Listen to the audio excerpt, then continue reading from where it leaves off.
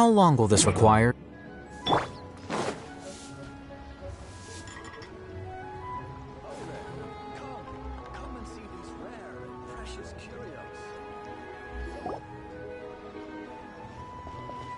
Paimon votes we go say hi to Xiangling first.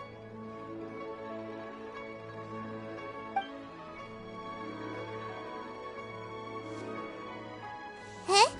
Xiangling? What a pleasant surprise meeting you here! Oh? Why, the pleasure is all mine, as is the surprise, surely.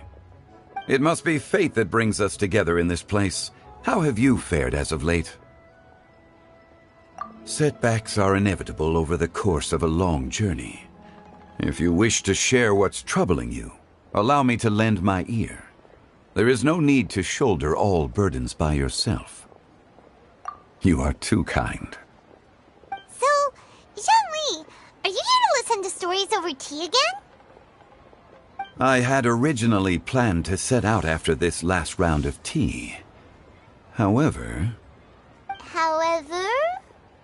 I had planned to take a walk to Chimes village and gather some nascent bamboo shoots, which are currently in season. A villager there once gave me a small sample, and they possessed a most excellent flavor. Huh? Nascent bamboo shoots? Why can't you just use normal bamboo shoots instead? Wait, Paimon knows! Because Zhongli prefers the finer things in life, right? Okay, Mr. Particular, let me guess. Ahem. The nascent bamboo shoot has a uniquely tender texture and a delicate sweet taste that its normal cousin cannot match. An astute observation, Paimon. You know me well indeed. Lantern Rite is almost upon us, but besides the bamboo shoots, there are a few other items I have not yet procured from Director Hu's list. May I ask if you have already made arrangements for the days ahead? Well, we were planning to use the opportunity to say hi to some of our friends, but before we were able to figure out a schedule, we ran into you. Well then, might I invite you to imagine the sheer delight that is a soup cooked with the freshest nascent bamboo shoots in all the land. Generous cuts of pork belly and crisp, fragrant bamboo shoots placed together in the pot and left to simmer slowly for half a day. You're doing this on purpose, aren't you? Paimon's onto your plan. You just want to hoodwink us into fetching your bamboo for you. Why, I assure you, I would do no such thing. I merely wish to inform you of the freshest, most succulent and flavorful bamboo shoots one could ever hope to taste. Ugh. Let's go, Traveler. Paimon's taste buds can't take it anymore. Collecting a few bamboo shoots shouldn't take too long. Paimon has got to get her hands on some of that soup. Such fine specimens are indeed well worth the excursion. Very well. I shall leave the bamboo shoots to you. Should you have the good fortune to find some, please share them with me as well. See? Paimon knew he was just bamboozling us. However, there is no need to rush. The streets of Liyue will be bustling with visitors and filled with all manner of celebrations during the festive period. By all means, go wherever your interests lead you.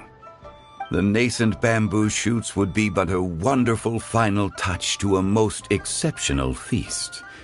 What an honor it would be to savor them in the company of friends.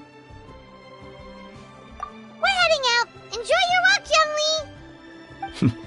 Take care now, you two.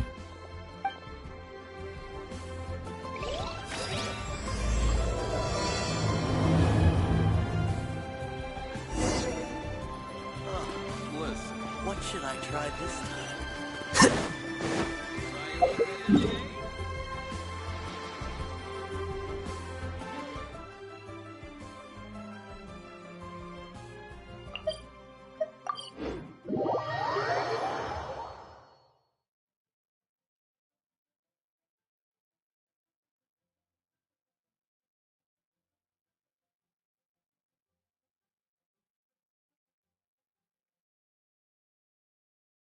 Bamboo shoot, bamboo shoot, nascent bamboo shoot. Oh, this one's only just sprouted, and it looks super fresh. Paimon thinks this is the one.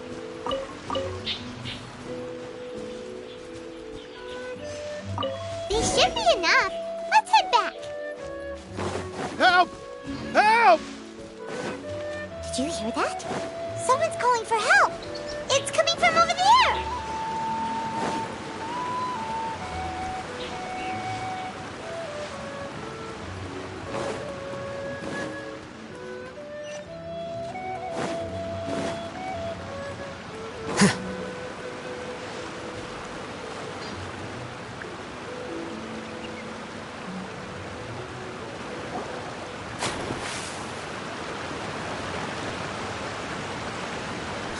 Are you okay? Did any water go down the wrong pipe?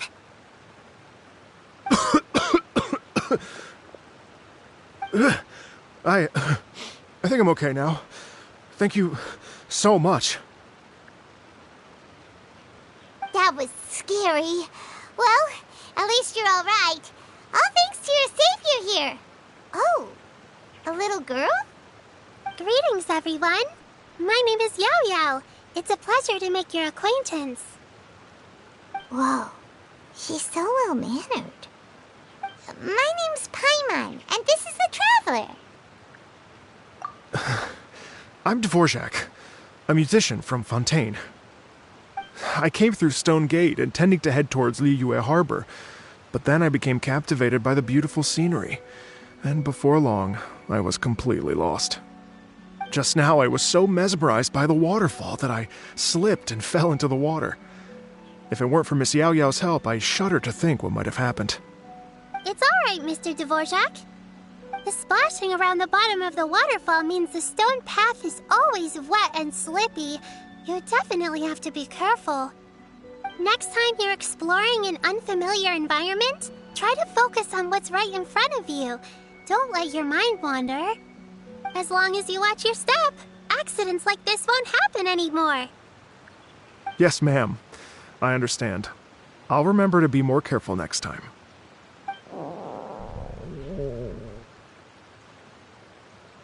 Oh, are you hungry, sir? Oh, I'll be fine. Please, sir, it's quite all right. I was born and raised here in Liyue. It's only natural for me to extend my hospitality to any guests who are passing through. I expect you still have quite a long journey ahead of you. It's very important to keep your energy levels up. I still have some lotus flower crisps left in my backpack. Why don't we split them between the four of us?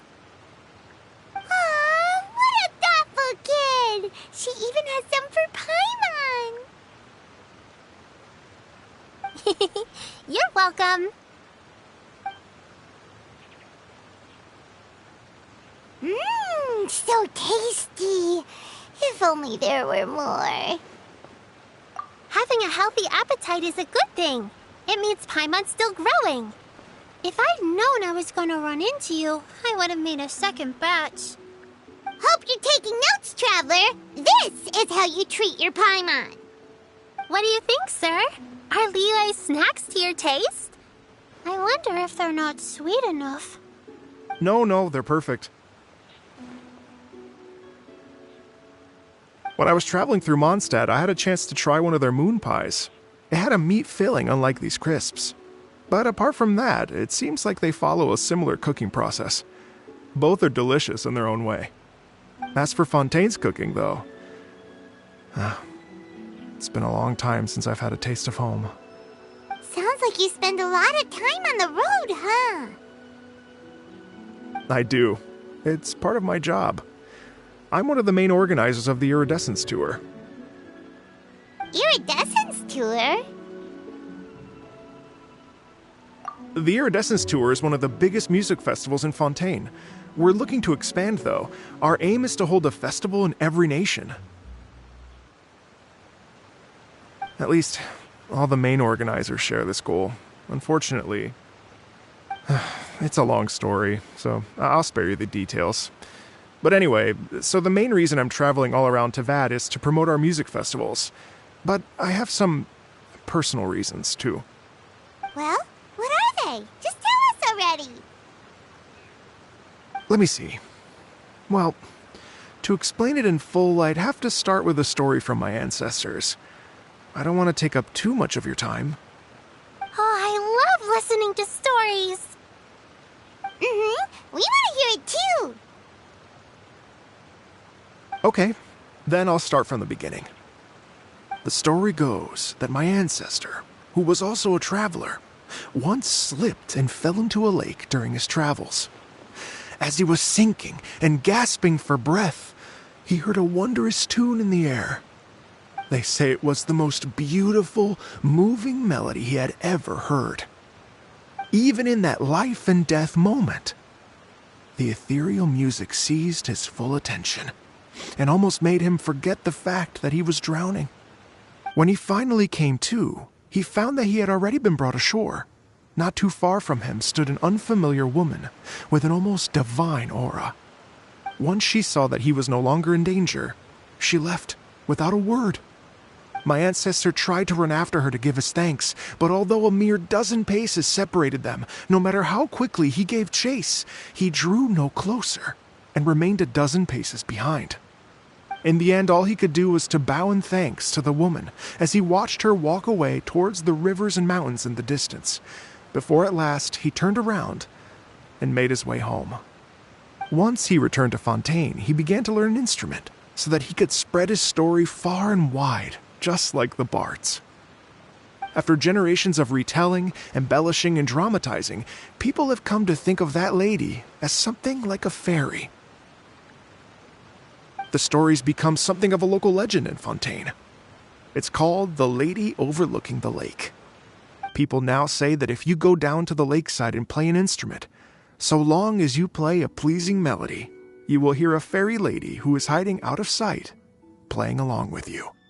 Wow! Well, yes.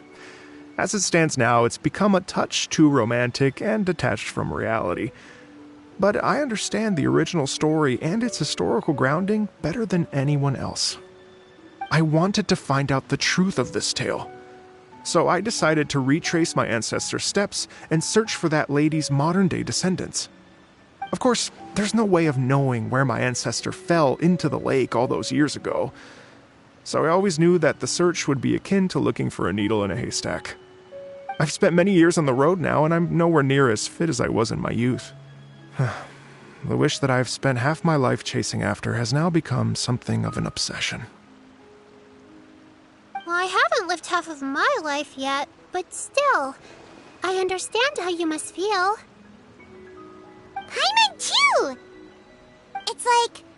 imagine if you saved the center of a lotus flower crisp, which is the best part, by the way, because you wanted to eat it another day, but then suddenly, sploosh! It falls into the water, never to be seen again!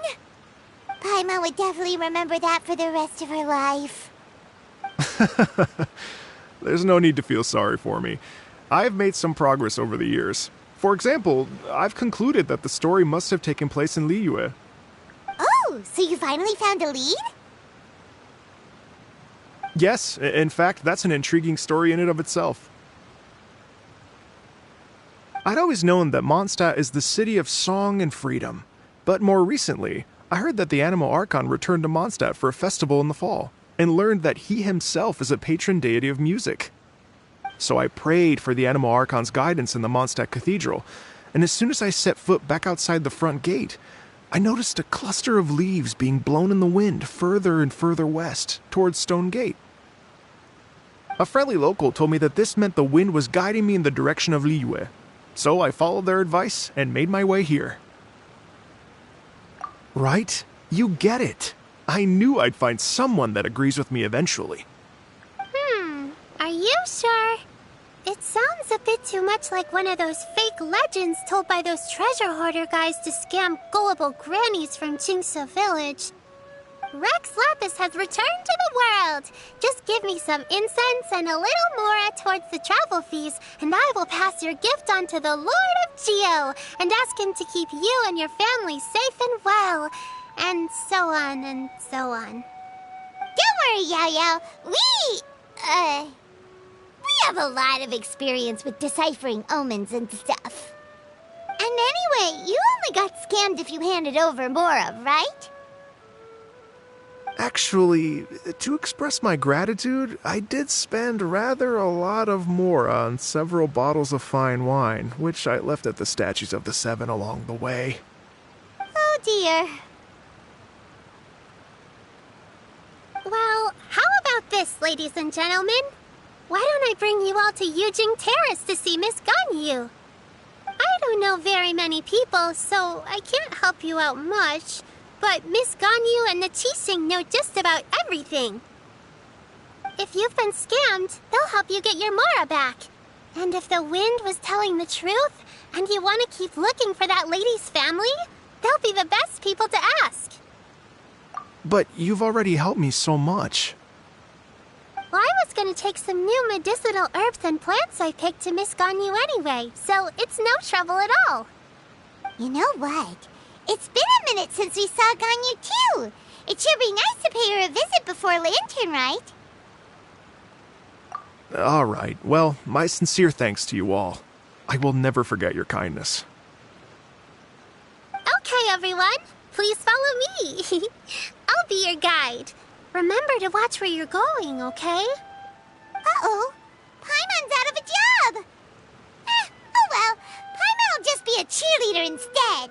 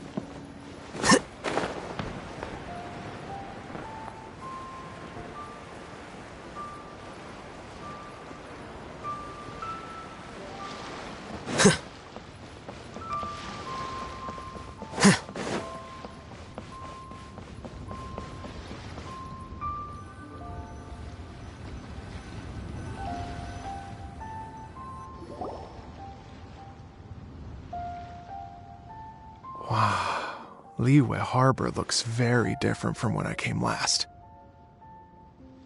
It's almost as if I'm listening to the same melody, but with a richer timbre and new variations added. Well, we are here during Lantern Rite after all. It only comes once a year, so they always have a big celebration. It's fair to say that this time of year is when Liyue Harbor looks the prettiest. Great, let's go and check it out. I can't wait to get into the city and see it all up close for myself.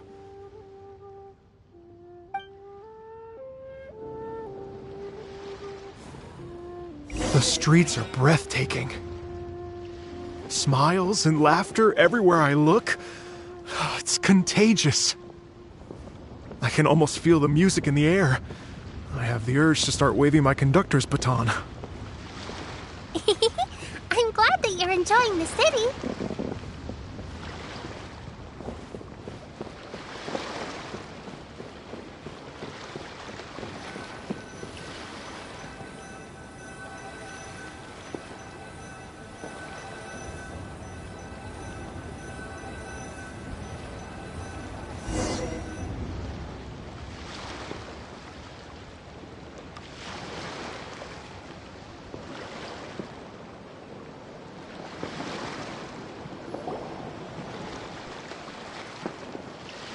Hey everyone! Fancy meeting you all here. What a nice surprise. Hello, Xinyan. Let me introduce some new friends. They are... Traveler, Paimon, and Mr. Dvorak, right? I've known them all for quite a while. When I was last here to advertise a Liyue stop for the Iridescence Tour, Xinyan was one of the few people willing to give me the time of day. Well, feels like I've been chasing this Iridescence Tour bandwagon halfway around the world, but I keep getting stood up. What's going on, Mr. Dvorak?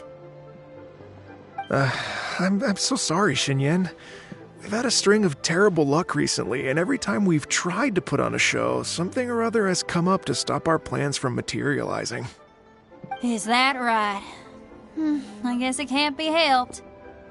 So, what brings you to Liyue Harbor at this time of year anyway? Thinking of putting on a music festival during the Lantern Rite celebrations? A Lantern Rite music festival? Yes, please! No, I'm actually here on personal business this time. Oh, so no Lantern Rite music festival? I mean, that's not just up to me. Hosting a music festival takes a lot of funding and personnel. Moreover, I've never worked with the Liyue authorities before. Even if I were to start putting something together right now, I think it'd be too rushed. Wait, but we're going to meet the Liyue Qixing, aren't we? And they're the ones in charge. Uh-huh, that's right. Miss Keqing and Miss Ningguang can make anything happen. You mean... what? This is the perfect opportunity! Well, sure, it might not work out, but it can't hurt to bring it up as a suggestion. That's the spirit! See? Even the Traveler agrees with me. Mr. Dvorak, don't let yourself be put off by the fact that a few things haven't worked out recently. As for the performers, I can put you in touch with some local artists. My friend Yunjin is a well-known opera singer in Liyue. With her support and a commissioned song from the Yunhan Opera Troupe, we should be able to get something going. But what about you, Xinyan? Are you just going to sit this one out? What do you take me for? If we actually manage to make the Iridescence Tour Lantern Rite Grand Concert a reality, you think I'd let anyone else perform the opening act? Wow! There's that rock and roll spirit! What do you say, Mr. Dvorak?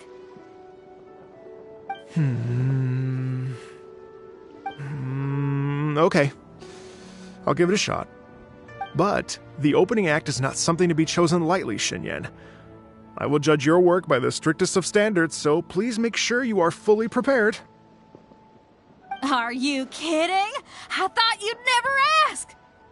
Whew, guess my shopping time's getting cut short. I'm gonna head back right away and start working on this.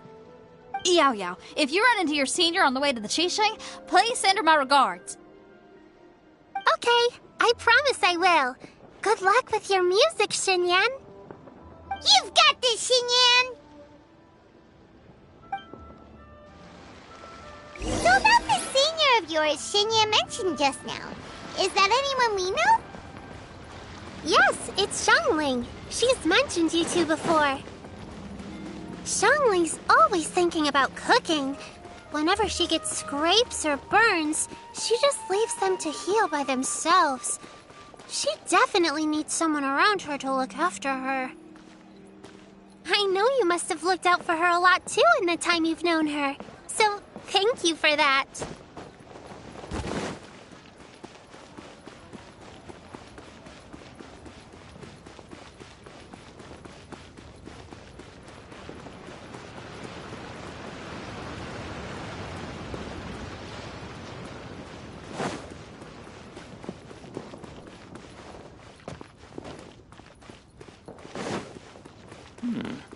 This is a peaceful neighborhood.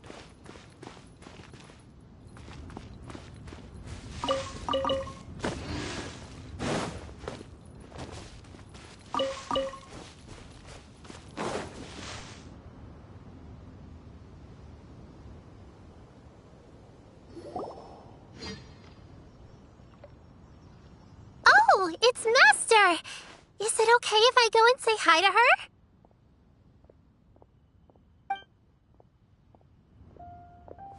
Oh, calm down now, dear. I'm not about to run off anywhere. I'm not a bundle of energy like you. I haven't seen you in days, Master. I've missed you. Oh, bless you, Yao Yao. You do say the sweetest things. Ah, look who it is. Visiting friends during the lantern rite, are we? You're half right, Madam Ping. We were also trying to help out Mr. Dvorak over here. We were on our way to take him to see the Qixing. Hello, ma'am. I am a musician from Fontaine and an organizer of the Iridescence Tour. I don't suppose you've heard of it. Master! The Iridescence Tour is a super famous music festival. Oh, an old lady like me wouldn't know much about that sort of thing. A music festival, you say? It sounds terribly exciting. Oh, right! Madam Ping, how would you feel about that? You're an elder of Liyue, and you know all about Liyue's cultural traditions. Hearing your thoughts would definitely help us figure out how best to approach it. For example, do you think it might be a bit too modern, or is there any other issue? Why, not at all. Music pays homage to history and culture, and it can also be a bridge between different civilizations. Times change, and the music enjoyed by the youngsters of today is no doubt very different from the tunes I was accustomed to in my youth. Nevertheless, all fine things in life can be appreciated. And so, I look forward to it immensely. Hear, hear. I do believe that, my own dear grandmother aside, you are the wisest old lady I've ever met. Goodness gracious, you're all being suspiciously sweet today. Yao Yao, whatever have you been feeding them?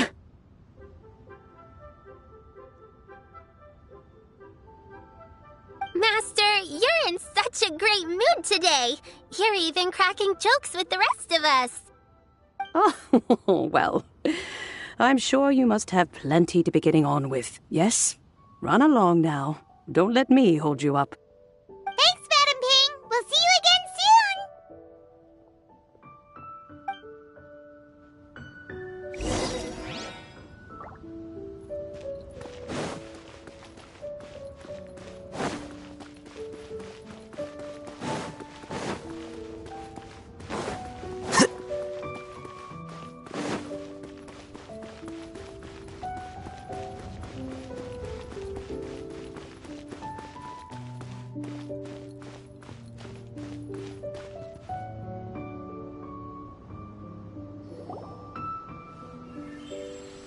And when you meet with the Ministry of Civil Affairs, please remind them that the festivities are not an excuse to procrastinate their work.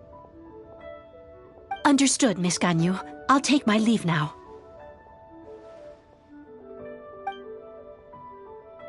Ganyu! What brings you here, Yao Yao? I've brought all the medicine you asked me to pick for you. Oh, and here's a pack of sweet flower seeds as well. Also, these dried Chingshin leaves make a great pot of tea that's very good for you. I know you've had a lot to deal with at work recently, but you shouldn't push yourself too hard. If you're not careful, you'll end up falling asleep in the grass again. Well, this is weird. It's like a responsible younger sister talking to their disorganized older sister.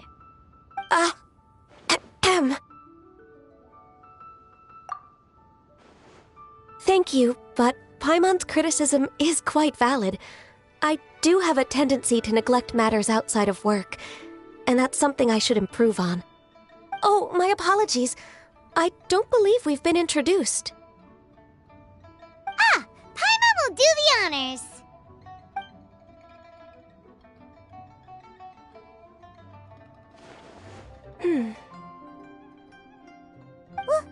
What's wrong?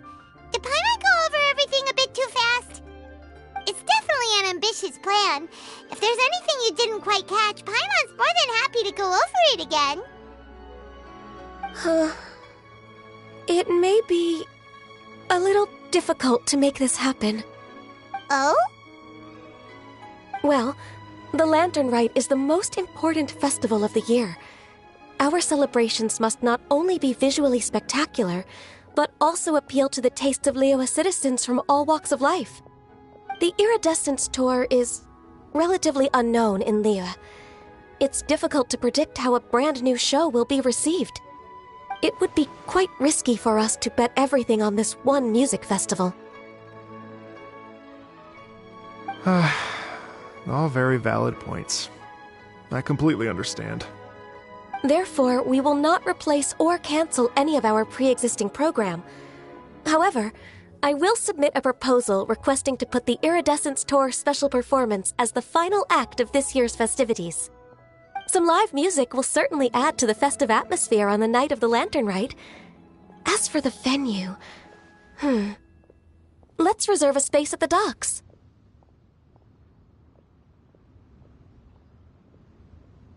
Yes, my thoughts precisely. Now I just need to take some time to give this proposal some polish.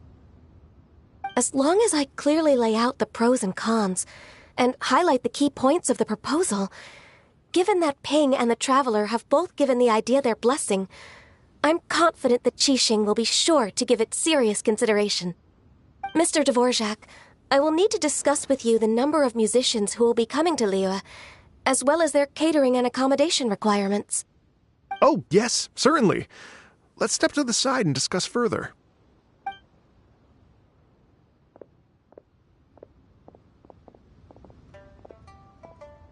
As soon as there's work to do, Ganyu's as diligent as ever. I couldn't agree more.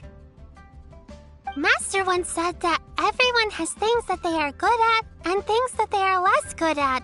So, with that in mind, Ganyu shouldn't feel compelled to become perfect at absolutely everything. I'm good at taking care of people, so that can be left to me. Wow. Hey, Yo-Yo, can you take care of Paimon too? Paimon's getting hungry again. I'm afraid my backpack's empty now, but if you let me know what you like, I can bring you some of your favorite dishes next time we meet. Apart from lotus flower crisps, what else do you like? Anything sweet, and anything that's made from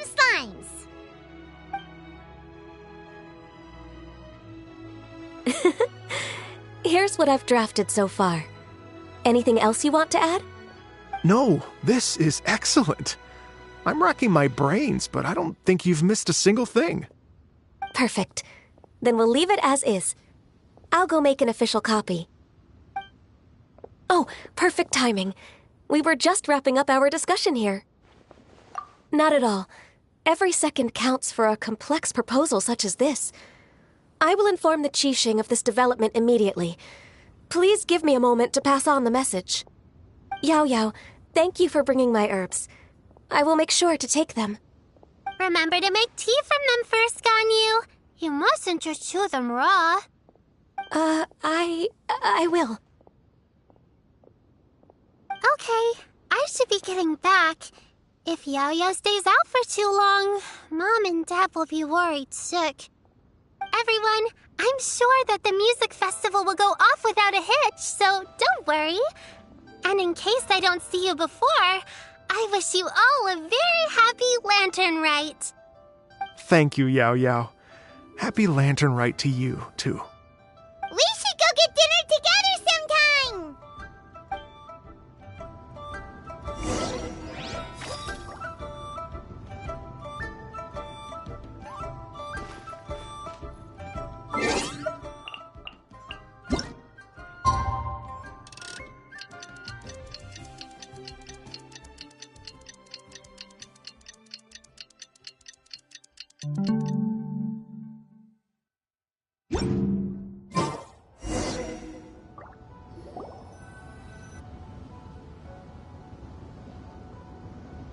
Greetings, Traveler, Paimon, and Mr. Dvorak. Call me Kuching. Ganyu has brought me up to speed on everything. I'll get straight to the point. The Qixing have approved Ganyu's proposal. Over the next few days, I will be working with Mr. Dvorak on behalf of the Qixing to facilitate the organization of this concert. Yay! That's awesome! Please. The Qixing have a duty to deal with matters such as these. We have merely moved things forward to the next step. On a more personal note, I am an avid supporter of all things new and innovative. As such, it is my privilege to work with you on this exciting project. Thank you so much, Kuching. I'd become quite discouraged after our recent failures and was expecting the same outcome once again, so I didn't dare to get my hopes up. Never in my wildest dreams could I have imagined this going so smoothly. It's like a dream come true. Right. Time for me to call in the performers. To stage a concert at a high-profile event like this is a rare opportunity. We'll make sure it's a night to remember. Yes! Our music man's finally getting fired up! Yes, indeed. I know exactly what I'm doing from here. For a musician, music will always be the language they are most fluent in. Oh, that. That can wait for another time. Oh. Ganyu? What's wrong? They told me all about Mr. Dvorak's situation, but I was so engrossed in drafting the proposal that I forgot all about it. Oh, that's quite all right. I don't even know what the person I'm trying to find looks like, so it was always going to be a long shot. Don't worry about me, Ganyu. Your time and energy are needed elsewhere. I'm sure you already have plenty to deal with between this concert and everything else going on during the Lantern Rite. Thanks. It was just that I had a few initial thoughts when I heard your story. For instance, I wonder if this lady your ancestor met might have been an Adeptus. What do you think? To tell you the truth, Mr. Dvorak, I am somewhat related to the Adepti myself. I am part human and part Qilin. The Qilin is an illuminated beast. I know how important your quest to get in touch with your roots must be to you, because I've been there myself before, trying to find out where I belonged. Did you say the Adepti? And you're illuminated beast? Part Qilin? Are you telling me all the rumors of the Liyue Adepti are real? So it's not just artistic license? You bet they're real! Trying to track them down is tough, though. Like Julian Karst itself. There's nothing specifically stopping you from going there, but getting in and out of there is quite an ordeal. Yes.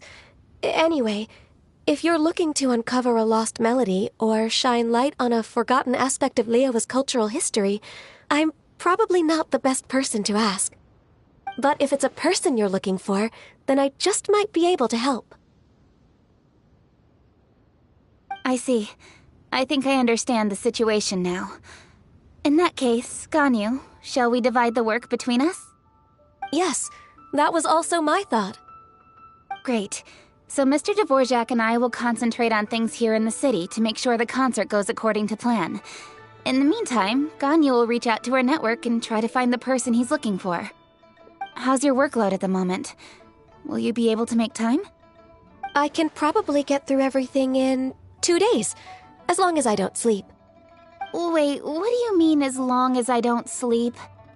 Even for someone with illuminated beast blood in their veins, working for such an extended period without a break will take its toll on your health. Somehow that does not sound persuasive coming from Kuching. Be it but 3 moons from the start, he who returns is not he that departs. Even I know the importance of maintaining a healthy work-life balance. In that case, 3 days. All right, I can work with that. If you have the time, would you join me for this search? You're well known to many of the Adepti and respected among the people. I'll feel much more at ease with your company. Okay, then let's meet back here in 3 days. Watch this space, Mr. Dvorak. We'll get to the bottom of this. You're all so helpful and kind. Just think. Imagine if we found the Adeptus lady, or one of her descendants, and got them to come to the performance. Wouldn't that be amazing? It'd be such a happy reunion. And that's exactly what this festival's all about. You're right. Okay, I'm gonna pull out all the stops to make this lantern rite a true extravaganza. We should probably get going. Mr. Dvorak, could you come with me to confirm the site? Ooh, we're coming too!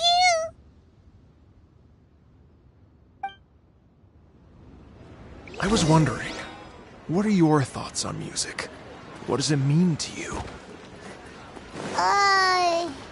Music sounds nice? Truth be told, the question of what music means to people is one that I've been pondering for quite some time. Let's revisit this question after the concert.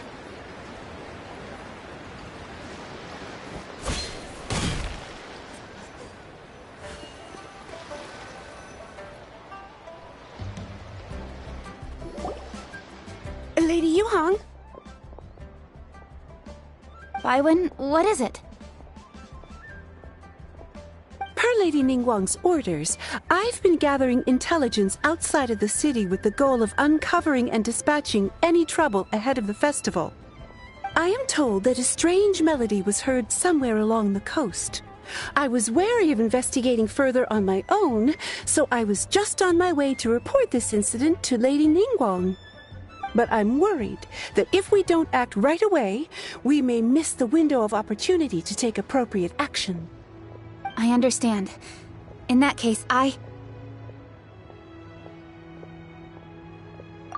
Kuching, you're busy enough as it is. There's a ton of different things in the city that needs your attention. Leave it to us. Don't worry. Whatever it is, we'll definitely be able to handle it. Well, she will handle it. With the Traveler on the case, it's as good as dealt with. Thank you. This will be a great help. I will inform Lady Ningguang about the situation. Once it's resolved, please come and find me again at Yujing Terrace and let me know. Will do! And say hi to Ningguang for us! you have my thanks too. Stay safe and come back as soon as you're finished. Good luck.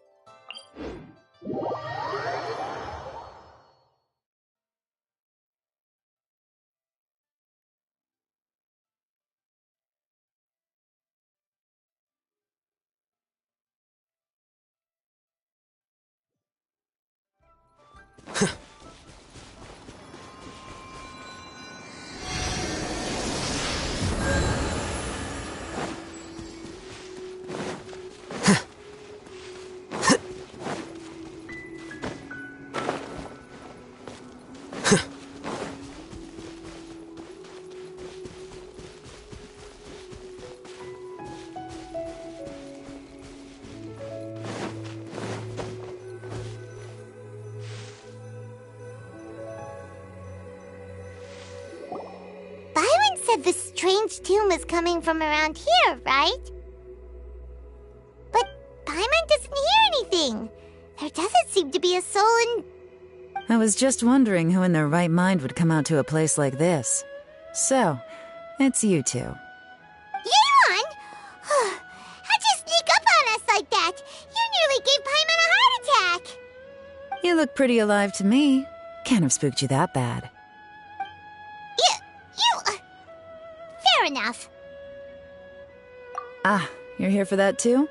Saves me a bit of explaining. Come with me. I've already reconned the perimeter, so we should be safe.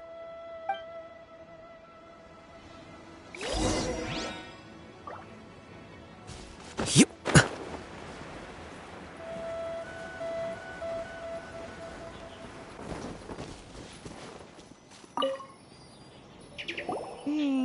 The stuff by the door is in pretty good condition, though. It can't have been too long ago that someone was last living here.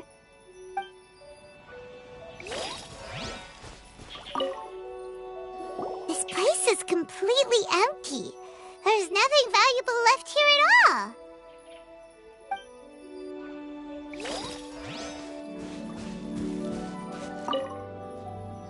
The doors and the windows are all fine, so there definitely wasn't a break-in.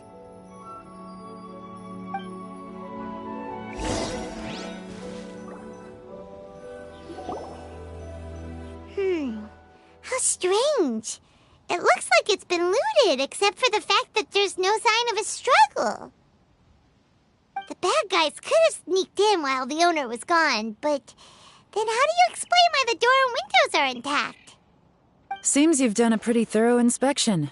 So, any theories on what might have happened here? Yelan, you didn't hide some of the evidence from us on purpose, did you? Why would I make this more difficult for you? We're on the same side here. Okay, well, Paimon gives up then. Paimon's got nothing. What about you? Give up as well?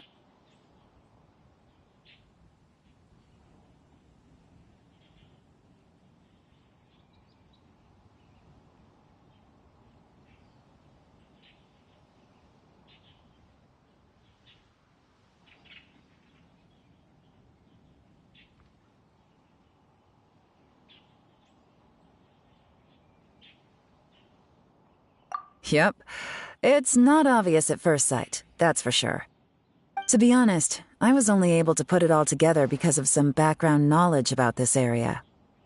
A long time ago, there used to be a group of bandits in the Liyue countryside who would sound a horn every time they were about to raid a village. But it wasn't a rallying cry to rouse their fellow men. It was a disconcerting tune, meant to intimidate the weak and warn them of their impending doom. To escape with their lives, the villagers would abandon their homes and flee overnight, taking only their most valuable belongings with them. Everything else was left behind. The bandits were eventually brought to justice, but the fear and trauma remained in the villagers' hearts. Whenever they heard that melody, they would feel like their lives were in danger once again, and flee immediately. The culprit of this crime exploited that very fear to get access to this house without having to force their way in. Whew! That's quite the story. The victims obviously will have gotten quite a fright, but at least they won't be in any great danger. The important thing now is to find this copycat criminal.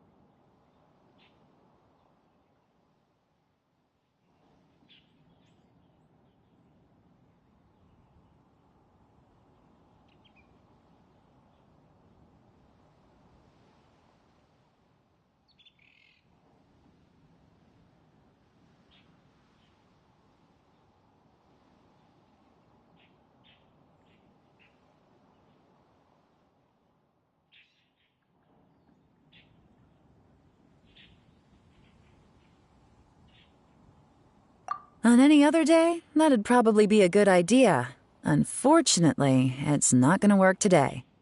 Take a look around and you'll see what I mean. This criminal is clearly well-versed both in using music to commit crimes and in making a clean getaway. Not only did they stay off the muddy road to avoid leaving footprints, it looks like they were also careful not to bring any gadgets with so much as a trace of elemental energy. Evidently, they were intent on keeping even the most experienced investigators off their trail. Unfortunately for them, I'm one of the best trackers in the business. They're not about to get away with their little scheme on my watch. So basically, if we want to find the culprit, we just need to follow Yelan.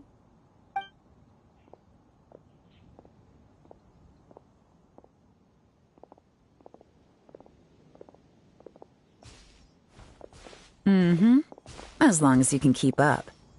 Since the culprit's trying to be cautious and low risk, I'll bet they left through an area with some vegetation for cover, but not so much that it would slow them down.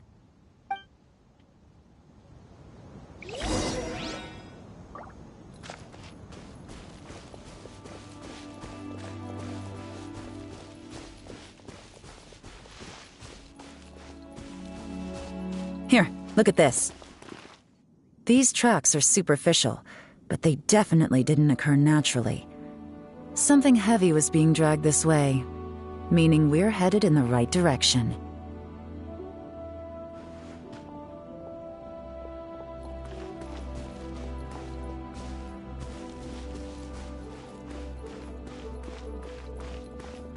Huh. Their pace is increased. Normally, people carrying a heavy load slow down as their journey goes on and they start to tire. Whatever's motivating them to speed up must be psychological. For instance, reaching the home stretch.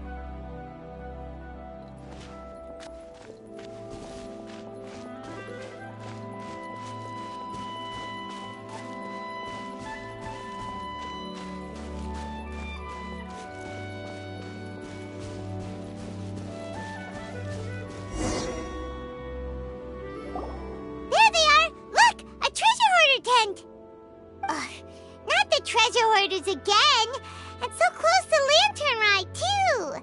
'Tis not the season for their antics. Come on, let's round them up.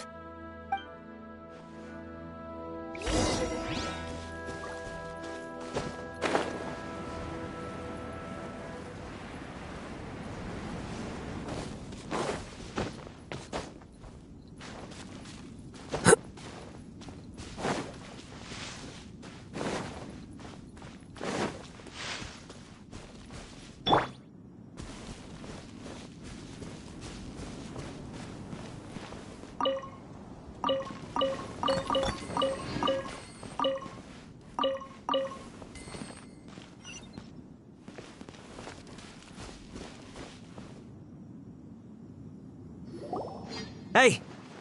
Who are you? Where did you come from? The evidence is conclusive. Okay, confess and we'll go easy on you. My patience is running low, so why don't you do us both a favor, You kidding me? You think I'm scared of you? Perhaps not, but you should be.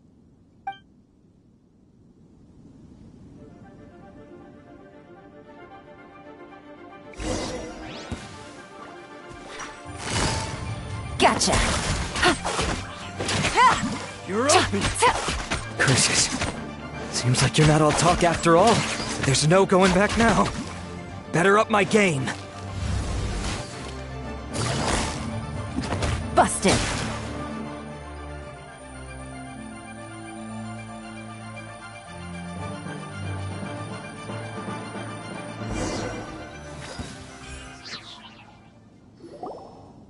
Mercy! Have mercy! Oh, it's a little late for that. I've come this far, I might as well finish the job. I surrender! I surrender, please! I'll do whatever you say! Please have mercy! Tell us everything. You have one chance, and I'm warning you. Don't make me ask twice. I won't, I swear!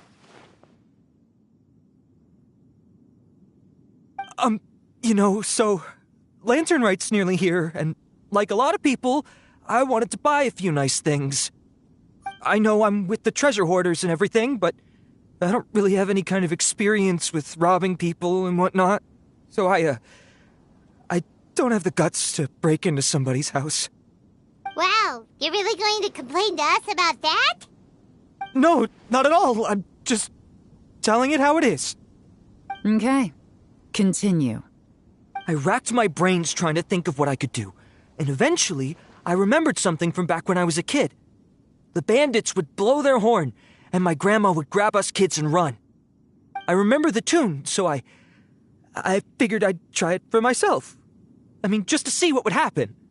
At first, anyway, I seriously didn't expect that family to pack up and leave. But they did, and they just left all their stuff right there for the taking. It was too easy, I couldn't resist.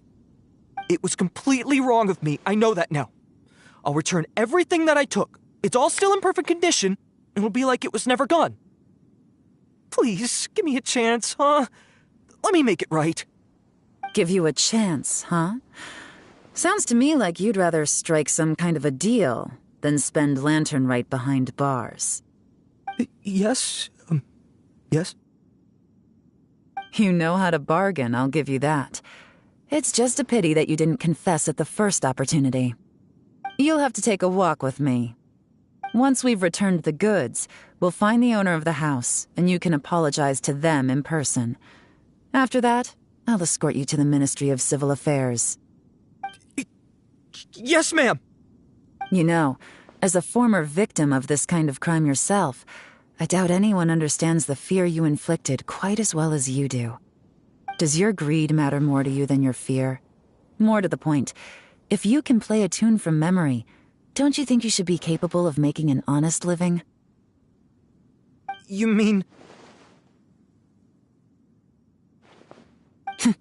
That's enough hints for you.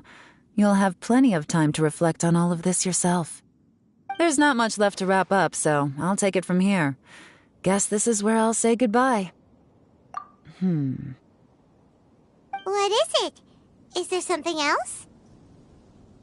I'm still not sure how you first got your hands on this information, so play it safe when you get back. Don't mention to anyone that you ran into me out here. You helped a lot with the investigation and arrest anyway, so it's perfectly fair for you to get all the credit. Just take it. It works better for me, too. See you when I see you, and happy Lantern Rite. Yeon's such a pro at this. With her taking it from here, it's as good as resolved. Whoosh! Random event, a strange melody, complete! Although, it's kind of a shame that we never got that treasure hoarder guy to play the melody again. Right? How could anyone not be? When we were chatting with Mr. Dvorak, music seemed like such a positive thing. And most music is, right?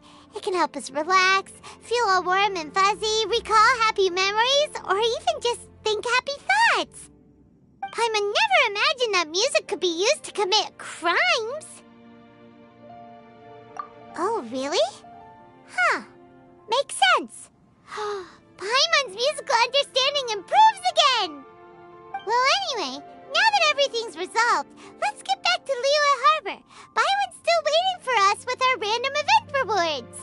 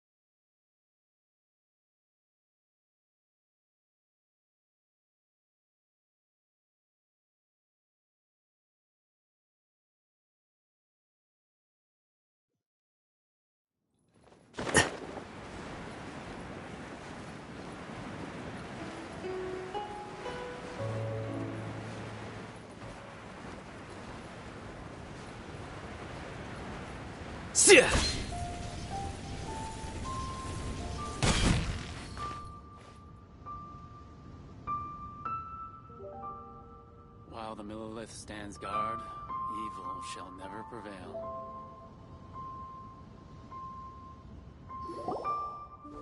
Byron, we're back! Everything's all sorted! That's great news. Oh, please wait here a moment if you would be so kind. Lady Ningguang instructed me to advise her upon your return.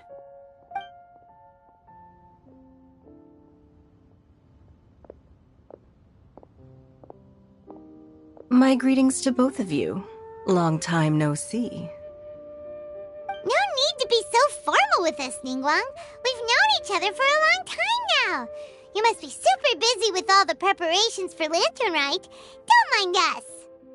On the contrary, I think it is those that I have known longest to whom I should extend the greatest courtesies. Alas, on a different day, I would invite both of you inside for some tea and a brief respite from your travels. But you're quite right. trivial matters aside, there's no escaping the fact that we have a grand concert to organize. Once the performance itself is over, we'll then need to invite the representatives of the Iridescence Tour for a discussion on future collaboration opportunities. The financing arrangements alone could well entail many rounds of discussion. Simply put, there will always be work to do. Whoa, you're already thinking that far ahead? Well, we can discuss more current affairs if you'd prefer. I trust you saw this year's Mingxiao lantern at the docks when you arrived at the city? Yeah, it looked like a goose. Which Adeptus is it modeled on this time?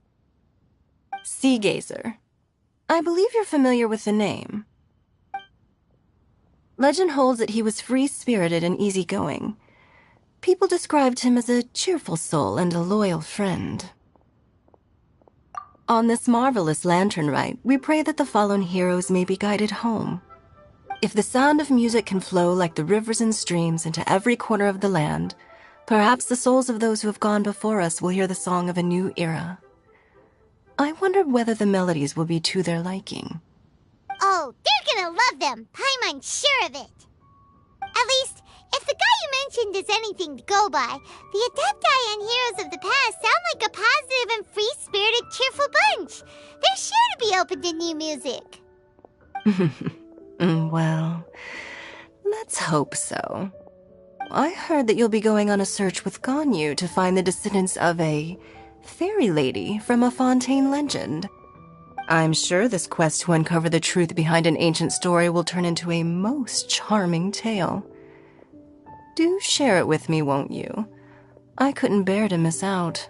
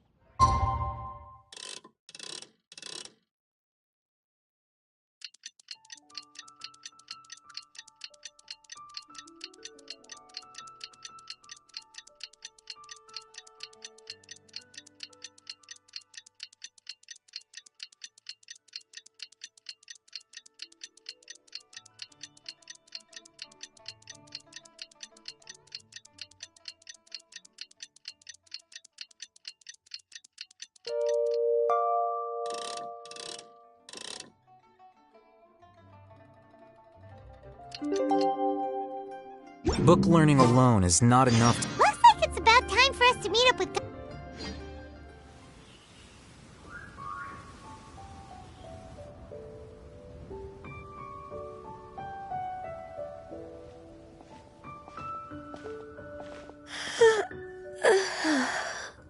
Greetings, Traveler and Paimon. What time is it? Are you okay, Ganyu? You were nodding off there. Didn't you sleep well last night? I'm fine. Don't worry about me. Let's discuss the matter at hand. Since last time, I've been thinking a lot about the story Paimon told me. In essence, someone rescued a drowning man and performed some music.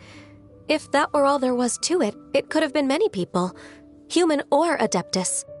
But the tune was allegedly so wonderful that the drowning man forgot about everything else, even his own impending death, and only came to his senses after being brought to shore. Perhaps there was an adeptal power at work in that music that he, as a mortal, could not perceive. Or perhaps he sensed a power surrounding him but lacked the words to describe it, not knowing where it came from. Either way, if this part of the story is true, then the rescuer has to have been an Adeptus. You really think so? But this story is all the way from Fontaine. Isn't this a bit of a long shot?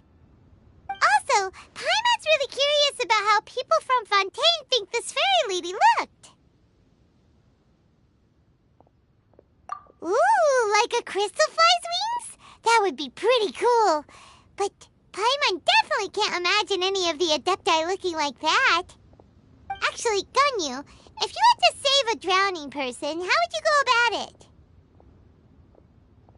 Huh? Me? Well, I'd get them to the shore, and then I'd probably hide behind a tree and watch them for a while. Once I was sure that they were going to be okay, I'd slip away without a sound. Got it. So basically, Ganyu's the type of person who doesn't like taking credit for her good deeds. No, it's not like that. I'm just not very good at explaining things. And I also find it really awkward accepting other people's gratitude. Well, what if this Adeptus in the story had a similar attitude? That would explain why she just left without saying a word. She was probably thinking something like, one was merely passing by and saw fit to address this egregious disruption to one's graceful zithering at once. You may keep your thanks to yourself. That was actually a very good impression of Cloud Retainer, Paimon. As far as I'm aware, Cloud Retainer isn't the most musically gifted. Still, we can't completely rule her out just yet. If we set off now, we could head to Mount Outsung and ask her about it. You'll be able to confirm either way if it's her, and I can, I've been in Liyue Harbor for so long now that I'm just not as familiar with the Adepti anymore. If there's anything we want to know about them, she's the best person to ask. Sounds great! And we're pretty close with Cloud Retainer by now, so we probably don't even need to bring her food this time, right? I've prepared a gift for her to mark the festival, just in case. However, Cloud Retainer spends most of her days studying mechanisms in her abode. She's on her own so much of the time that the moment she has someone to chat with, she just... Never mind. I promised I'd help Mr. Dvorak, and now that I've made the contract, I can't be having second thoughts.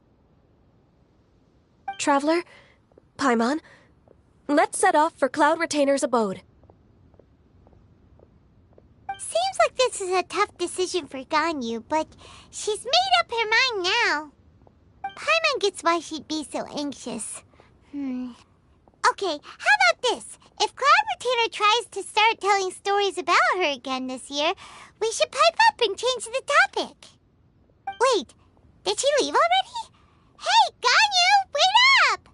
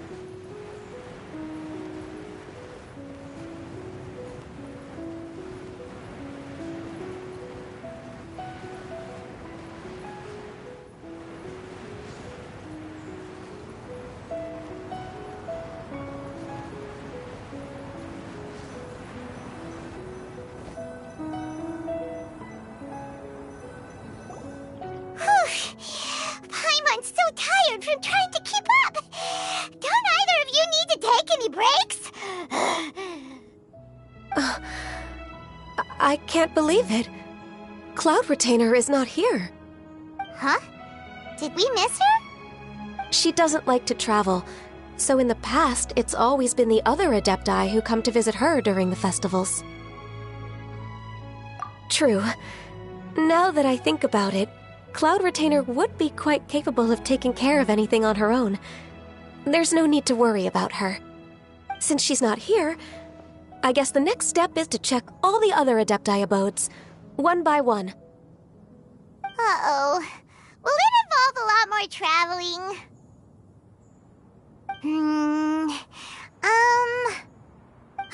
Got it! Paimon has a great idea! Please go on, Paimon. Our goal here is to find the Adeptus that helped Dvorak's ancestor, right?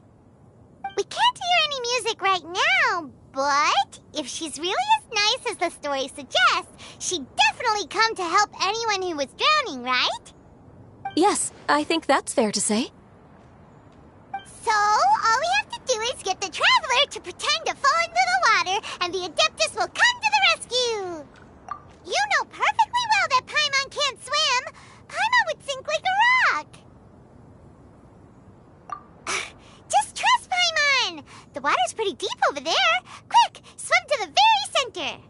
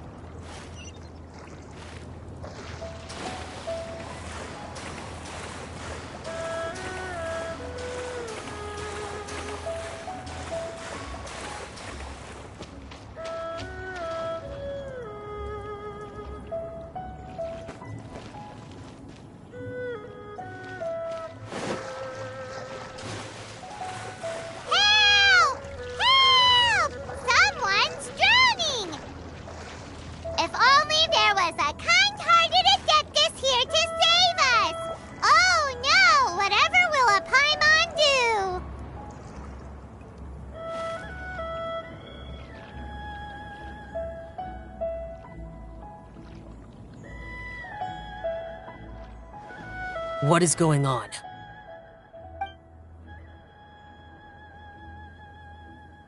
How do you feel right now? Shenhe!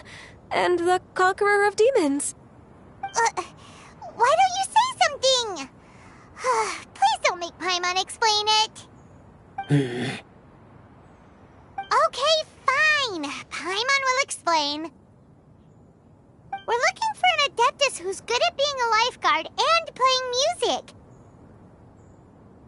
But if the Adepti aren't gonna stay home, then how are we supposed to find them? It wasn't me. Yeah, so this Adeptus is most likely a woman. And I am not an Adeptus, as you both already know, Traveler and Paimon. Okay, so this is Paimon's fault. No way Paimon would have suggested this idea if she'd known how awkward this was gonna be. Glad you're okay. As far as I know, the one you seek is no Yaksha. And one last thing. Your actions here caused others a great deal of worry. Do not repeat them again in the future. As ever, the Conqueror of Demons comes and goes, just like the wind. Right. I didn't dare to say a word just now. How's your training going, Shenhe? Have you made any plans for Lantern Rite? We could spend it together in Liyue Harbor if you'd like. I had planned to spend the festival with Master this year. However... Oh, speaking of Cloud Retainer, when did you see her last? Earlier this morning. She set off for Mount Hulao at dawn. I noticed she was using an Adeptus art of some kind to protect a mechanism that looked like a boiler. Maybe it was a gift for Mountain Shaper. I did not inquire. So we just missed her. Please excuse me for a moment. I think I'll leave the gift in her abode. Sure. Thank you. It sounds like Ganyu and Shenhe have gotten a lot closer recently. Yes. During the summer and winter, I continue to train with Master. In the other months of the year, I have been learning to adapt to human life in Liyue Harbor. Ganyu arranged accommodations for me in the city, and also recommended several work positions for me. But when I try to blend in by referring to her as Miss Ganyu or Lady Ganyu, like the others, she says I mustn't address her like that. Sometimes I'm supposed to copy other people. Sometimes I'm not. It's a little difficult to keep track of everything.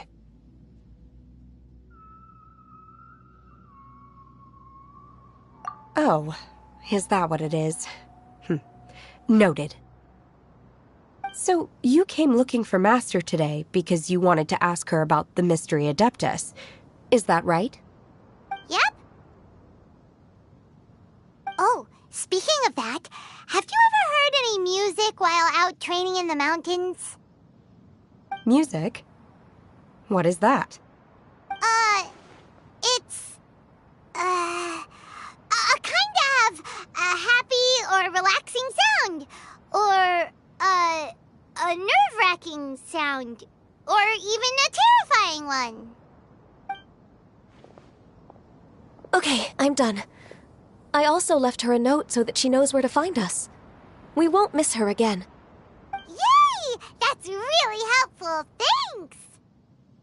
We were just talking about this thing called music, and based on Paimon's description, I do believe I hear it every day. Please follow me. Oh, really? Great, let's go!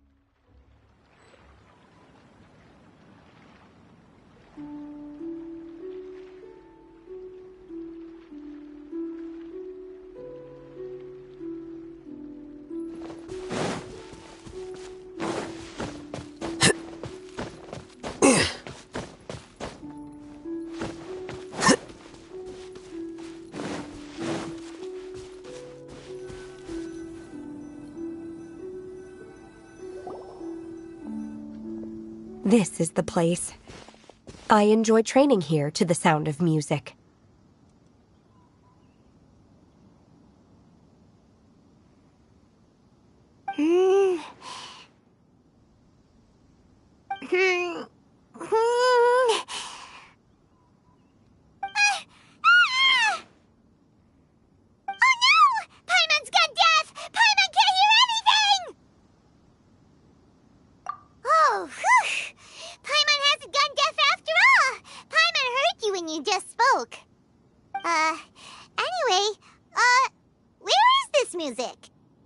The faint sound of birdsong, the quiet murmur of the streams.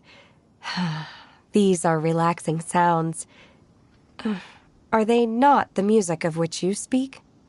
Oh, Paimon wasn't quite done with the description. Okay, fine, it's all Paimon's fault. What we're looking for are not the sounds of nature, but melodies played on special instruments. Oh, and a melody is?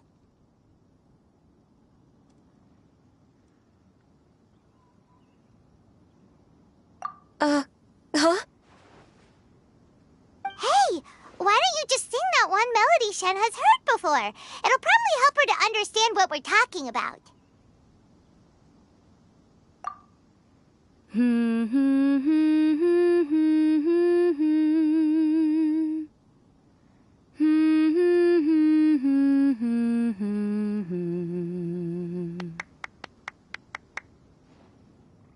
Oh, was that from the opera that Yunjin sang? That was a melody, and melodies can be called music. It felt like I was transported back to the past. In my mind's eye, I could see the Zhao lanterns lighting up the night sky again. We're all there, raising our glasses and drinking to our heart's content on the Jade Chamber. As I watched Yunjin's performance, I felt a warm sensation in my heart. And as the drink reached my stomach, it went from warm to hot. When you hummed that melody just now, feelings from a whole year ago came right back to me, as strong as they were on that day. So that's the power of music. Wow, Shenhe. That was so deep! Music definitely has the power to bring up memories. It's like a time capsule with all the special moments from our lives squished inside. What about you, Ganyu? Are there any melodies that have left a deep impression on you?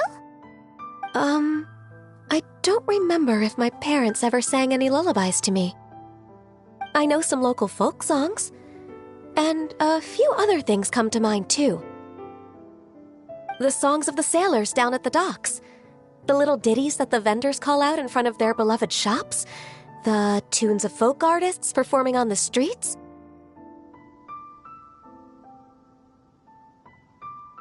Yes, that's right. In the past, whenever I heard the sound of those tunes, I always felt that they were worlds apart from me. Nenny and Liyue probably view me as a non-human. And they are right, in the sense that I never could connect with humans' artistic expression and their sentiments. So I haven't been able to integrate into their community and be a part of their lives. At least, that's the view I held in the past.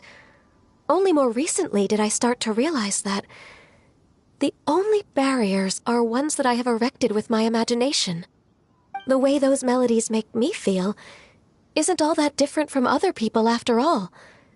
They're about mundane details of everyday existence, life's ups and downs, joys and sorrows.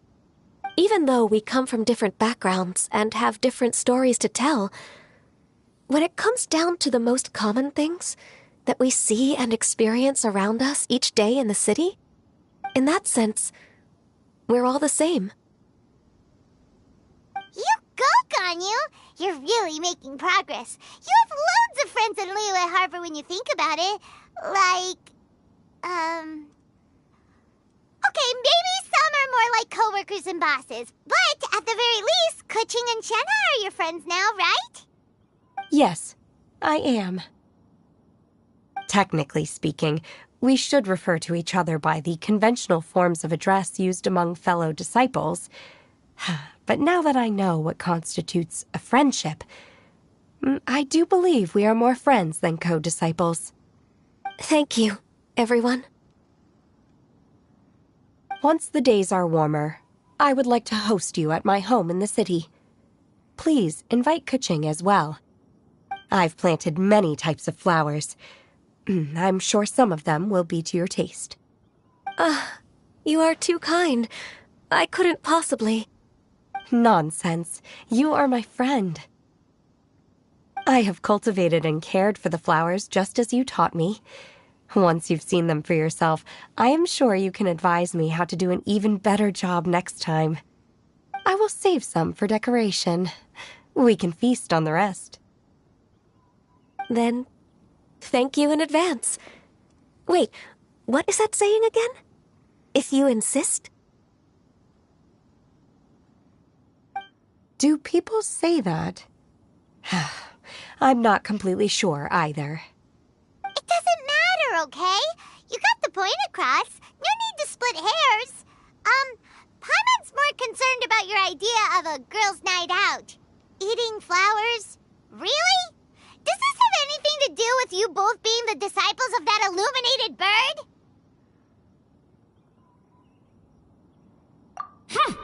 Who dares refer to one not by one's Adeptus title, but merely as that illuminated bird? Master. Our greetings, Cloud Retainer. Ah! There it is! The illuminated bird has landed! Double humph. Now she has the gall to use it rather than she. Even after being chastised once already? Barely a moment has passed since we last met, and yet your impertinence has reached new heights. Very well. If you refuse to learn your lesson, one shall scold you no further. One has received your message from Ganyu. On the matter of the Adeptus you seek, one suspects to know their identity. Well, shall one lead the way? I still have to complete my training for today, so I will bid farewell to everyone here. Very well. Await my arrival at one's abode later this night. On this special occasion, you should indulge yourself with some savory dishes. If you want to release a Shao Lantern, come and find us anytime. Thank you, everyone. Happy Lantern Rite to you too.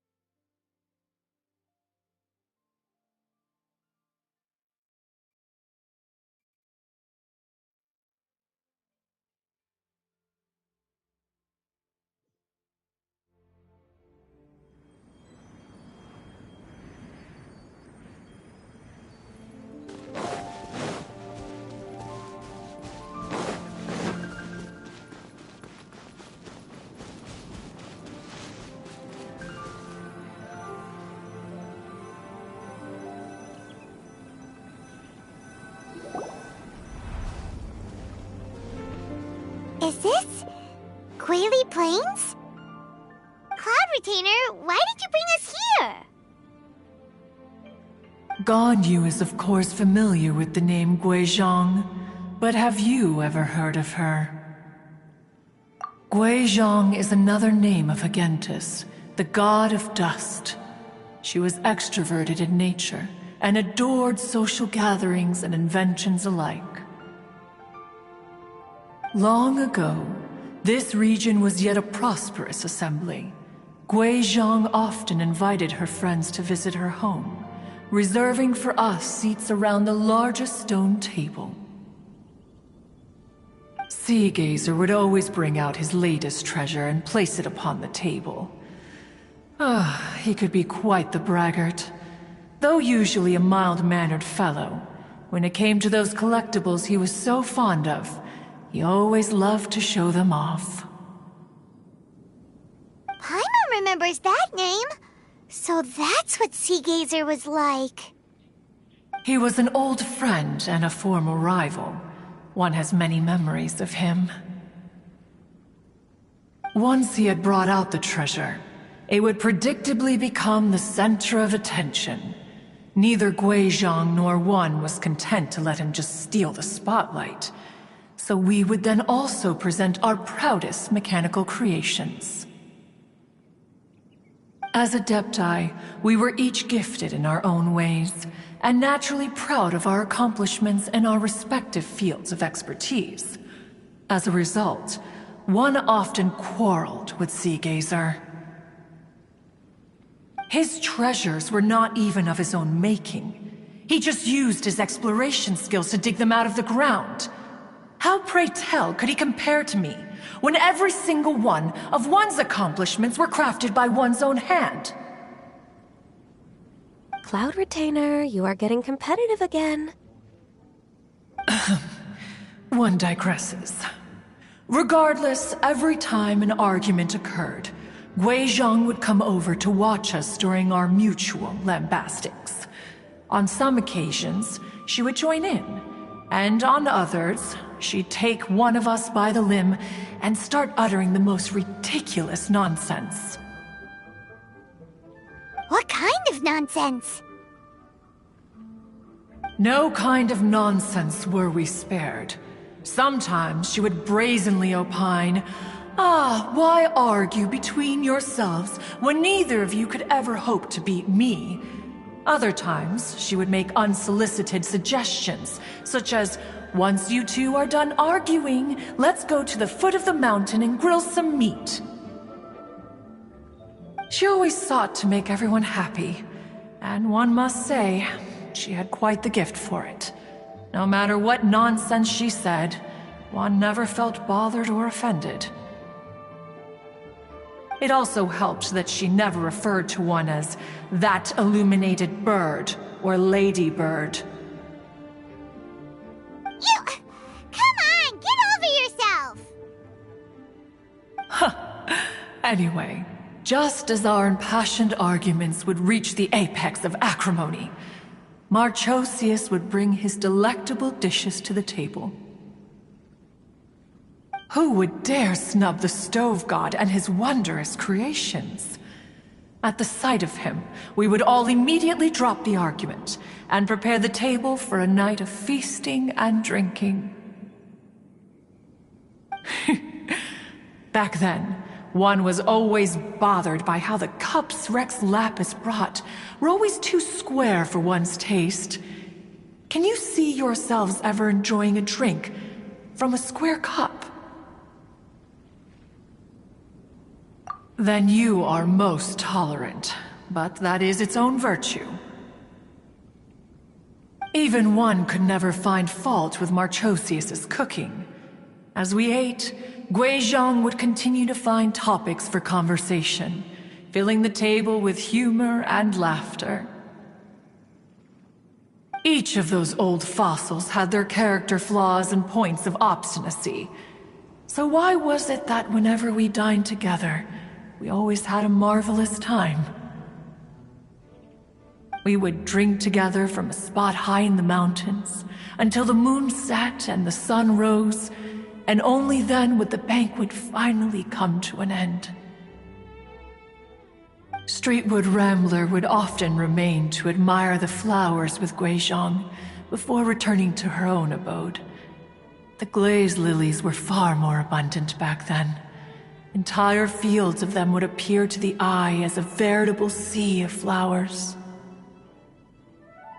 Streetward Rambler? That would be Ping. You probably know her as Madam Ping. Oh, okay. Wait, this is a lovely story and everything, but didn't we come here to find that Adeptus from Mr. Dvorak's story? Or are you saying that it was Guizhong? Didn't she, already,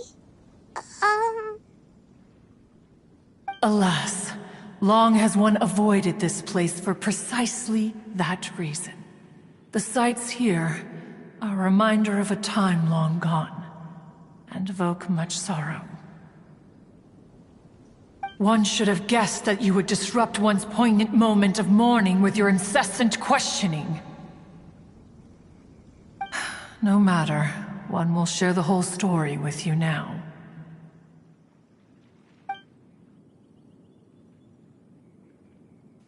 In times gone by, one quarreled oft with Guizhong concerning mechanical principles. We each had our ideals, and neither would yield. Under the pretext of a social gathering, one invited the impartial Rex Lapis to judge the quality of our creations. But Rex Lapis declared that Guizhong's obscuro vulpus mechanism was superior. Though one was too proud to acknowledge it, in one's heart, one knew that Guizhong was indeed the superior talent in the mechanical arts. As for the story between Guizhong and Streetward Rambler, that begins with a certain bell. In Guizhong's opinion, while mechanisms were no substitute for human composers, they were yet capable of producing simple but fine melodies. But Streetward Rambler believed music to be an expression of the soul, an emotional enterprise that could never hope to be replicated by machinery. They argued endlessly, until one asked Rex Lapis to intercede.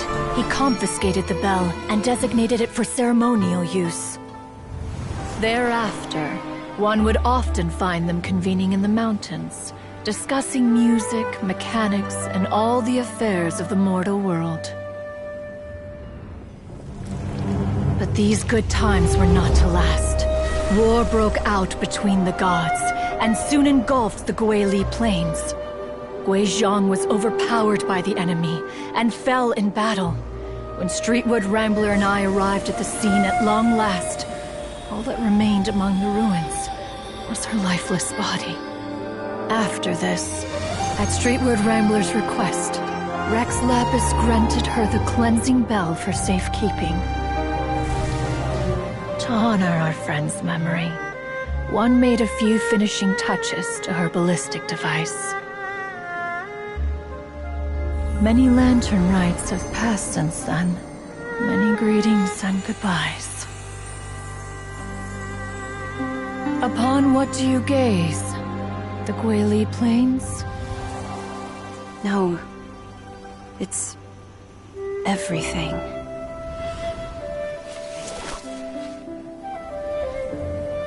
We think of human life as like a lantern that's lit one minute and extinguished the next. But are we Adepti so different? Perhaps as dust settles after a storm, we too must one day return to the world below.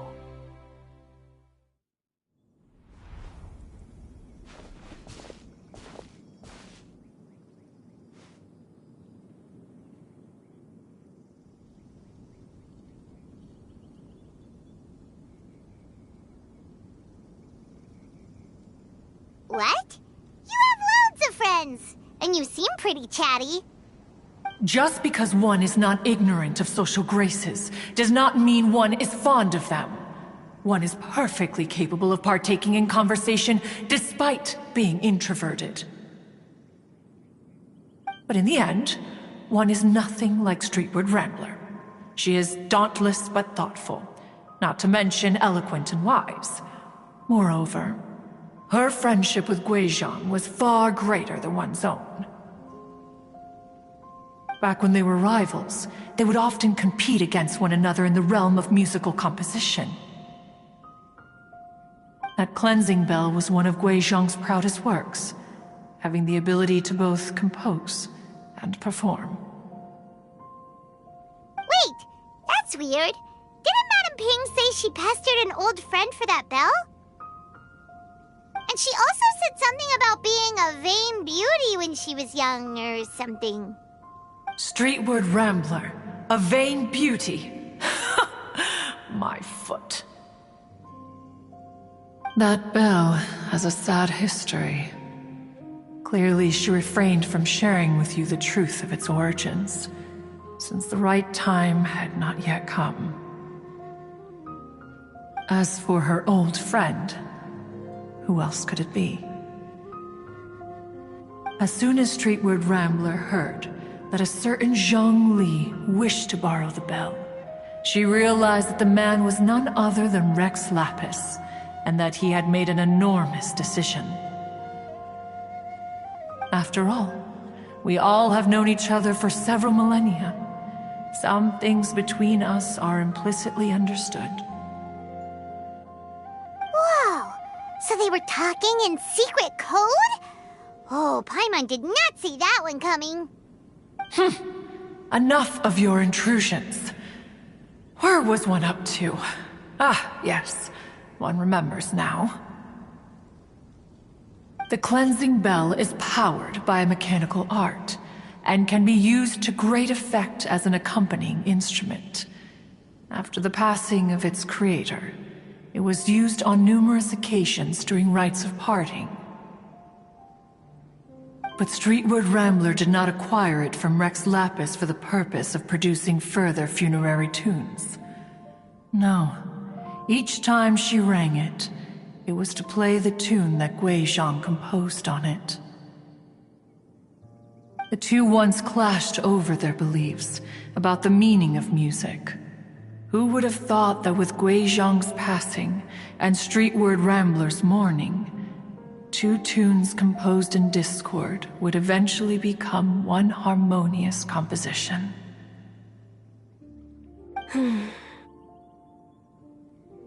Once upon a time, Streetwood Rambler also loved gatherings, liquor, and music.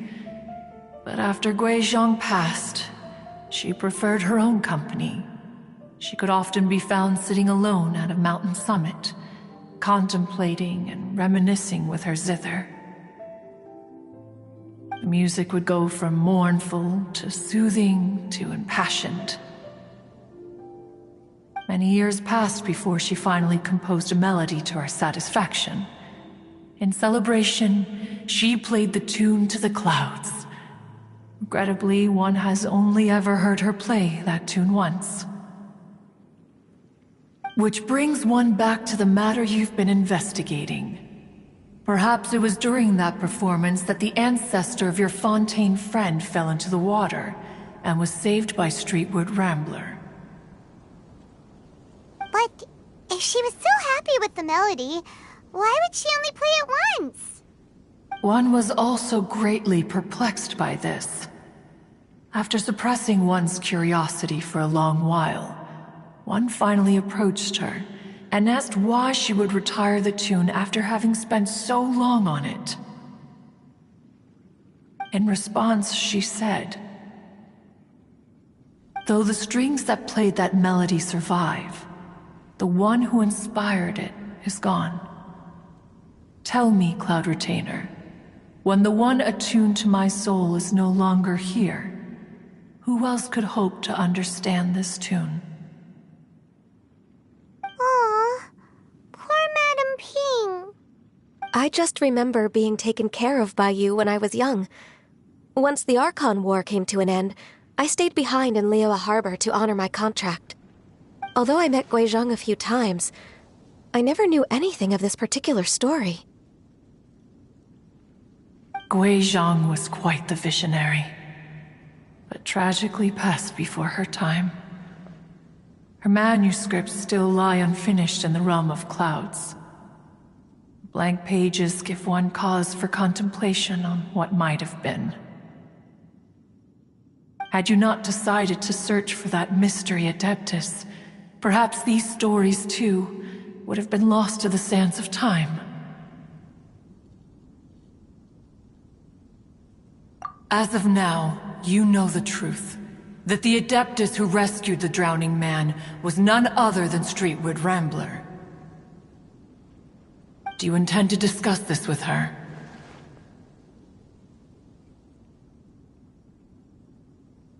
Do you mean Ping might find the topic too distressing? Precisely. The passing of our old friend is a heavy topic that both of us are usually careful to avoid. If I may be so bold, Cloud Retainer, could it be that this is just your own personal opinion? Oh? How so? I've been in Liyue Harbor for quite a long time now, and I've witnessed many farewells along the way, so I too am well acquainted with the pain of the passing of a loved one. But this doesn't bring the city or its people to a standstill. They have to keep moving forward. Someone as perceptive and wise as Ping will surely have come to understand and embrace this. Though these immortal mountains have lost an Adeptus, the harbor of mortals has gained a wise elder. No loss can ever be undone, but there is always much that can still be gained. Ping has helped countless people, and will guide many others in the years to come. And all to whom she extends a helping hand become her friends. People she can admire flowers and discuss music with. Though it is heartbreaking to lose a kindred spirit, life goes on, because there are new friends waiting for you further down the road. We even asked Madam Ping what she thought about adding a music festival to this year's Lantern Rite. When we get back, why don't we just ask her if she'd like to perform? Maybe we can even get her up on stage. You youngsters and your imaginations. Why don't you come with us? It's been a long time since you last spoke with Ping, and Liyue Harbor is always decorated so beautifully during the festival period. Is not every lantern rite the same in this regard? Were there ever anything new to discuss? One in Ping could meet any day of the year. I disagree. Each new day and each new year is different from those that have come before. How long will you simply let them pass you by? The edibles she brought this time were indeed quite delectable. Very well. Then one will be off. If the other old fossils have sneaked away into the city to amuse themselves, one shall soon find out. All right. We should be getting back to the harbor as well. We don't want to keep her waiting. Once the Guili Assembly, now the Guili Plains. Say, if we planted flowers there and cared for them carefully enough, do you think that one day we'd be able to recreate the sea of glaze lilies? Allow one to take back one's praise from a moment prior. You are still far too given to flights of fancy, child. What? Cloud Retainer? You were still listening? One observed that you were making no effort to leave, and returned to chasten and hasten you. This time, one is departing in earnest.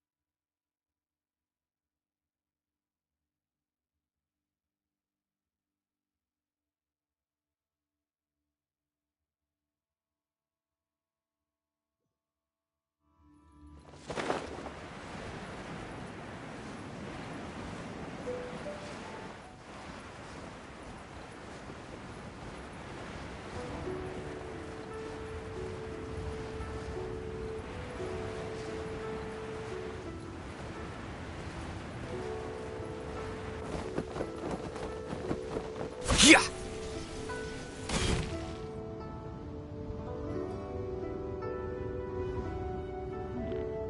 This is a peaceful neighborhood.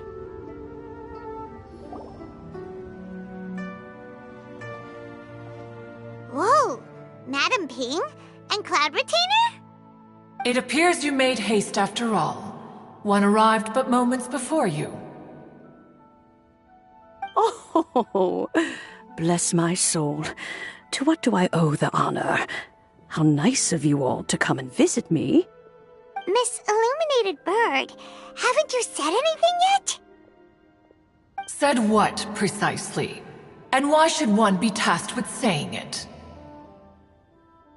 'Cause you're the one who's known Madam Ping the longest. Street word. Or rather, presumably, you would prefer to be addressed as Ping? Oh, Cloud Retainer, you are uncommonly polite today.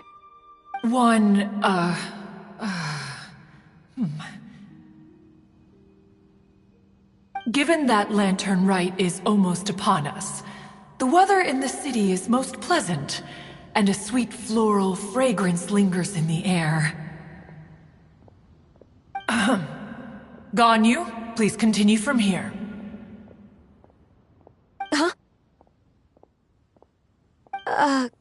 All right. So, this all started because we were trying to help Mr. Dvorak find the Adeptus who saved his ancestor's life.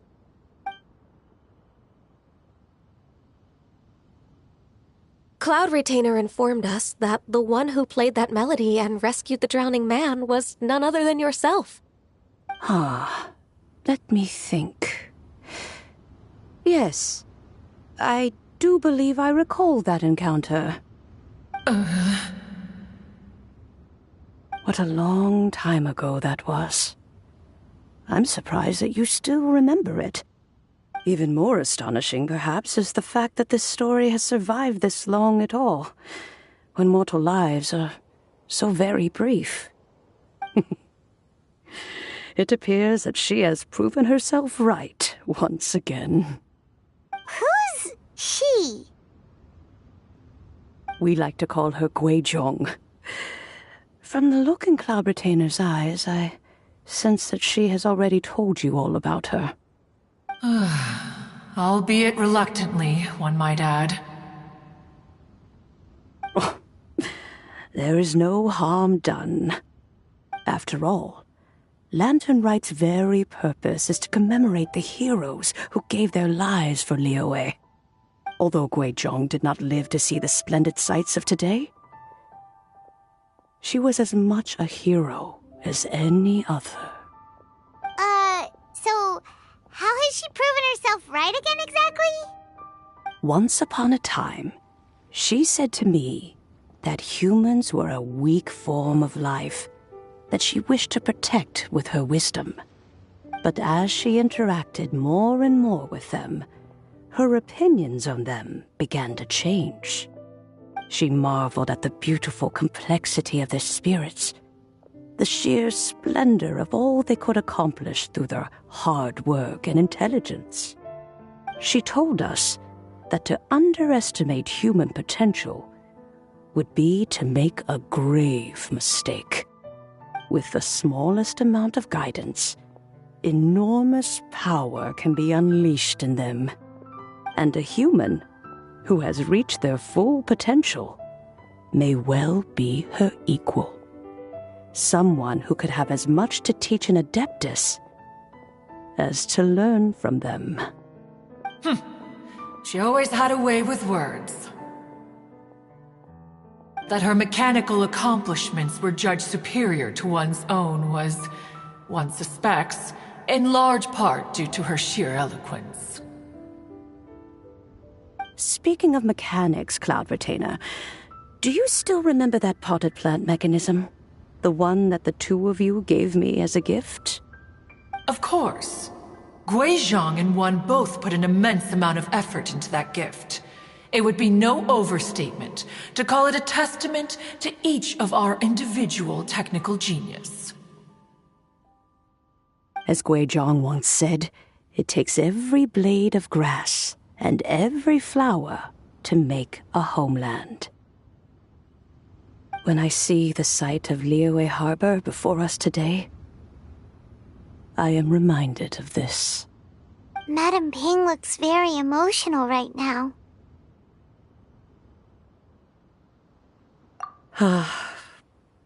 Of all of us, it was Guizhong who was the fondest of these grand and exciting occasions.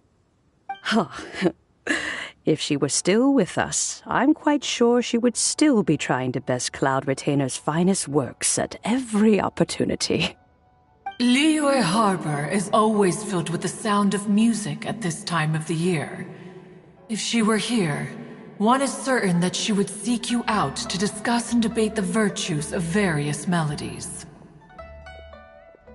Oh yeah, music! We've been dying to ask. What was the melody that you played back then?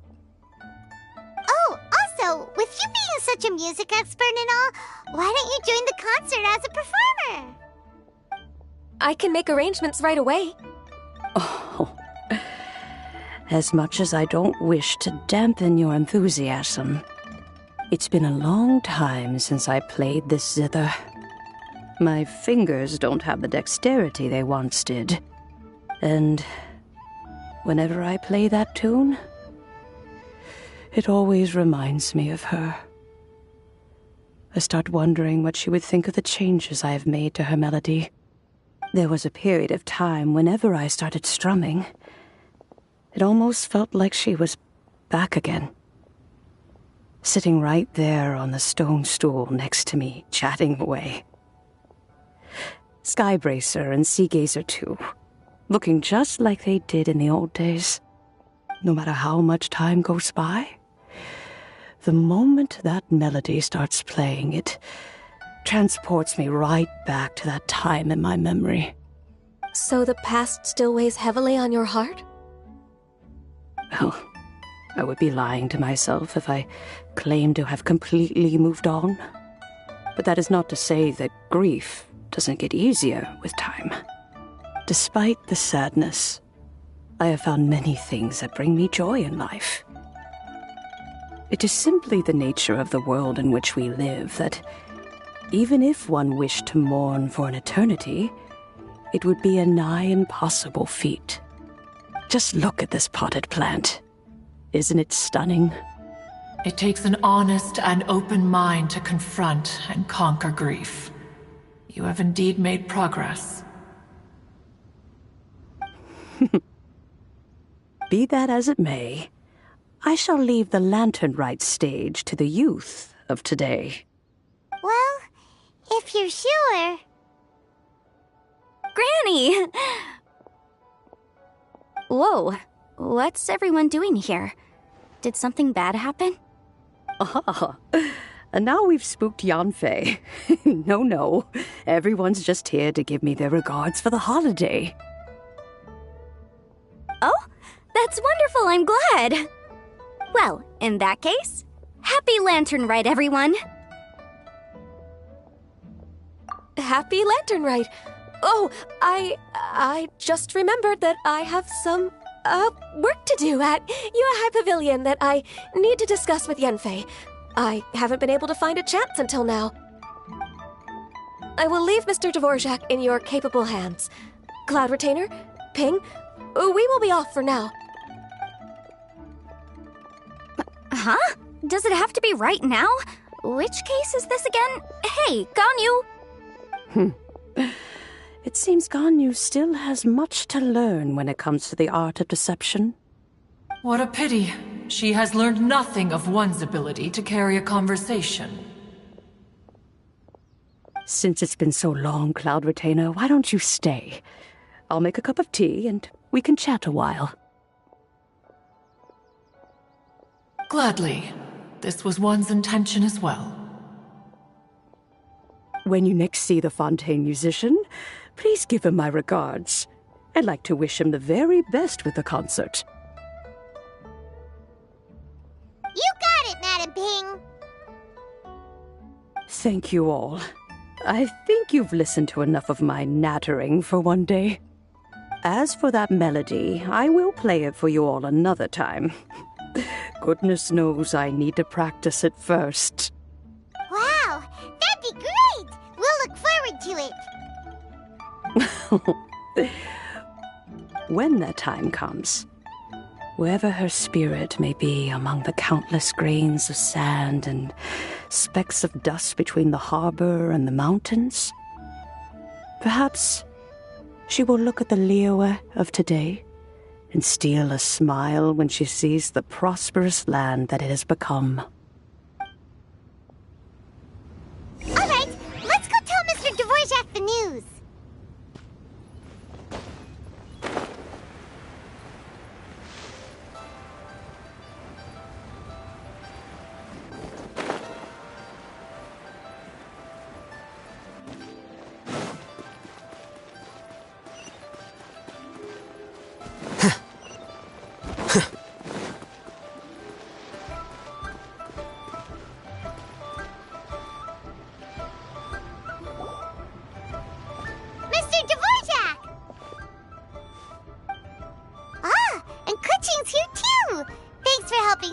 This up. Welcome back. Did everything go well? Really, really well. We found the person Mr. Dvorak was looking for. Are you serious?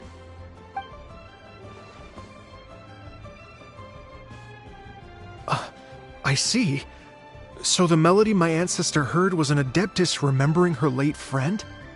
That certainly explains why it was such a powerful and poignant tune.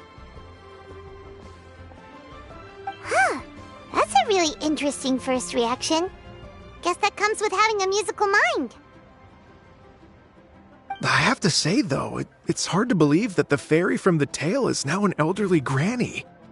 Oh, Paimon knows exactly what you mean. Normally, Adepti don't age at all. But Streetward Rambler, or Madam Ping as we know her, probably only became old because it's what she wanted for herself. Madam Ping possesses vast knowledge and great wisdom. Whatever physical form she may decide to take, her mind and wits are as sharp as they come. Yep, Kuching summed it up perfectly. That's exactly what Paimon was trying to say. I think... yes. I must thank her in person. That can wait until after the concert, though. For now, I need to devote all my emotional energy to the performance. Ah, speaking of, Madam Ping wishes you all the best at the music festival. Paimon has a sneaking suspicion that she'll stay in her usual spot, but listen to the performances from afar. Wait, are you serious? Huh. Oh no, now I'm starting to get nervous. Okay, alright. Nope, another rehearsal is in order. Please excuse me, everyone. Mr. Dvorak? He's already gone.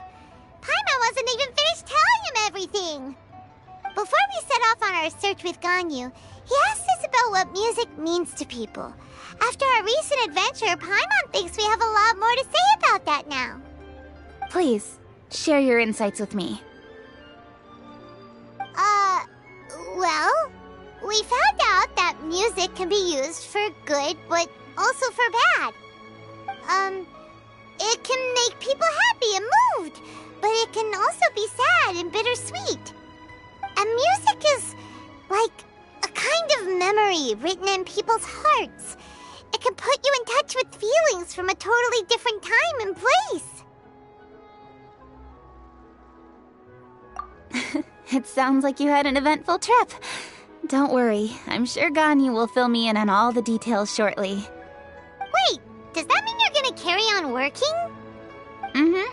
Just a few things to wrap up. All the groundwork is done. As long as everyone enjoys the festival activities, all our efforts are worthwhile. Happy Lantern Rite to you as well. Whew. That should be everything taken care of, right? Oh, no, wait. Paimon feels like she's forgetting something. What was it? Oh, it feels like it was a while ago. Shoot! Latent... Wait, no. Anyway, fancy bamboo shoots! Zhang-Li said he wasn't in a hurry, so if we went now, there's probably still time, right? Anyway, even if we don't make it, it's not our fault. He could have totally picked them by himself. Ugh.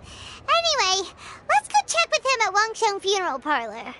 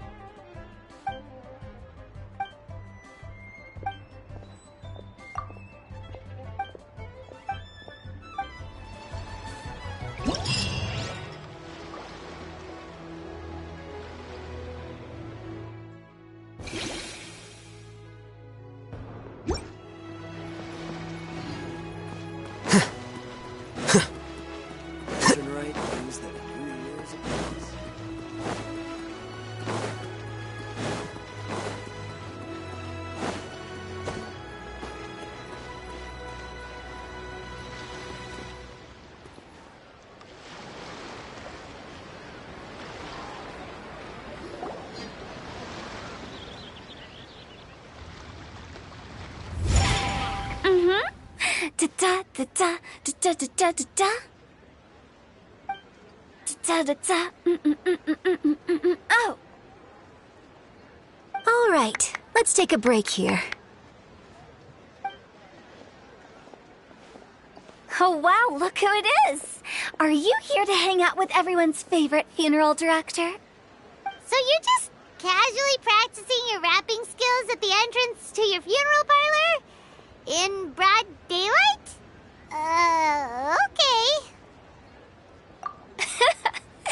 After everything we've been through, you don't see me for a hot minute, and you're back to being scared of your own shadow. We have all this open space, a clear view of the mountains behind and the sea in front. Not to mention we have several invisible audience members enthusiastically cheering us on. It's the perfect spot to rehearse. Invisible audience members? Gotta say, it took me a few days to get used to Director Who's way of talking. Xinyan was pretty spooked too when she first got here. Just like when she sees a frog, but a giant frog with sharp teeth. Come on, knock it off.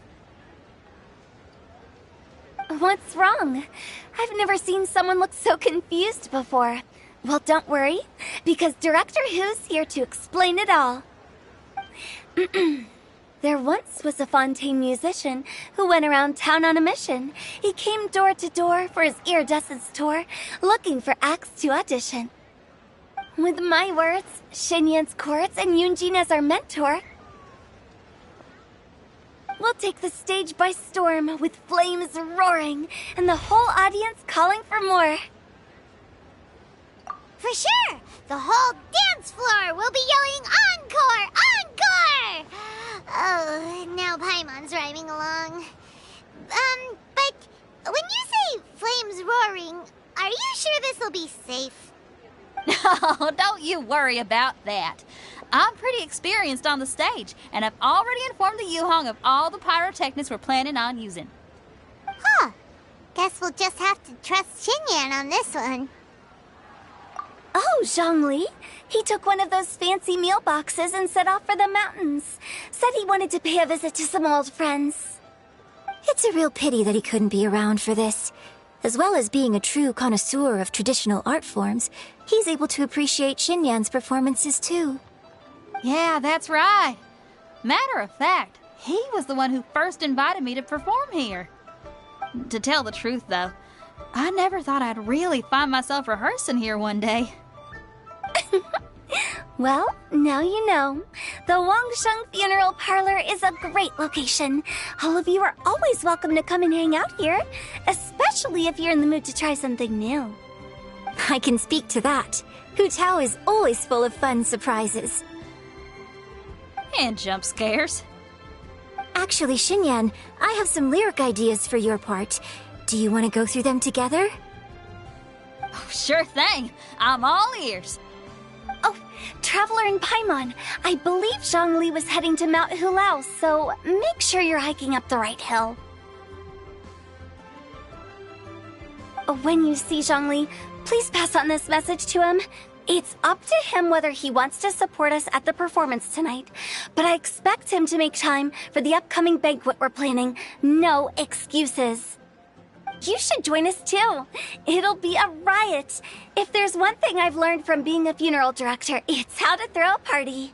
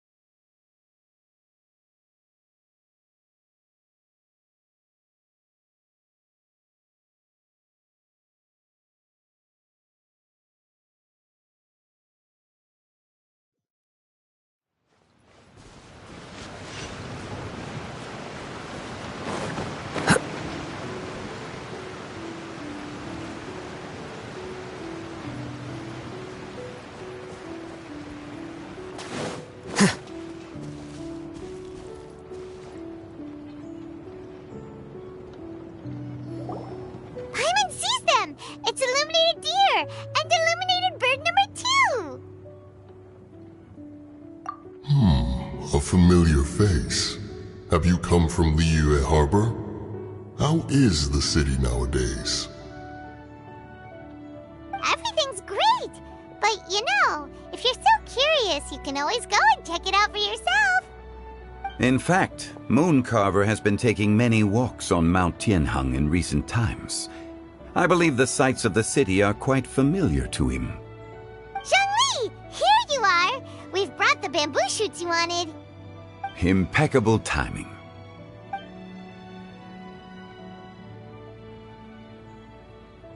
Traditionally, bamboo shoot soup ought to be slow-cooked for many hours on low heat.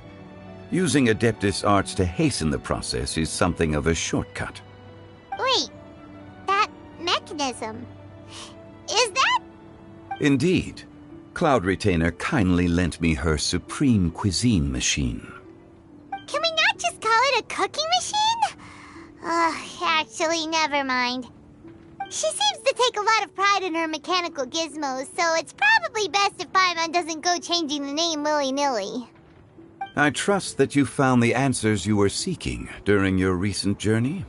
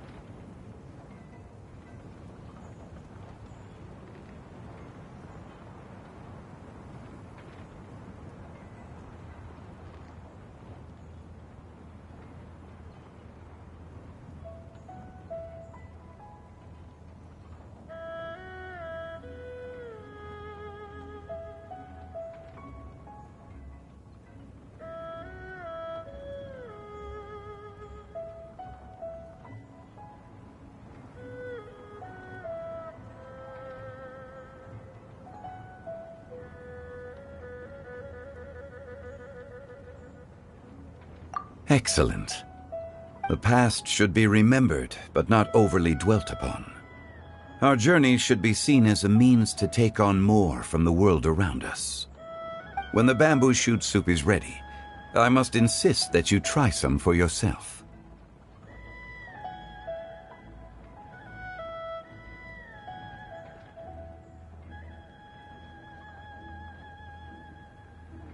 Oh, Zhongli! Huta told us to tell you something.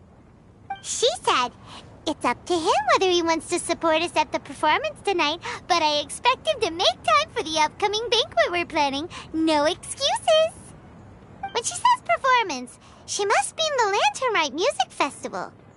As for the banquet, she didn't tell us anything more about that, but she invited us to come as well. As you can see, I have a prior engagement with 2 Adepti friends of mine tonight. Please, give Director Hu my best wishes for the performance. As for the banquet, since the Director insists, far be it from a mere consultant like myself to refuse. Yay! Then we'll see you there? Absolutely. Rex Lapis, the bamboo shoot soup is ready. Thank you. I will examine it right away. The appearance is exquisite, and the aroma rich and intense.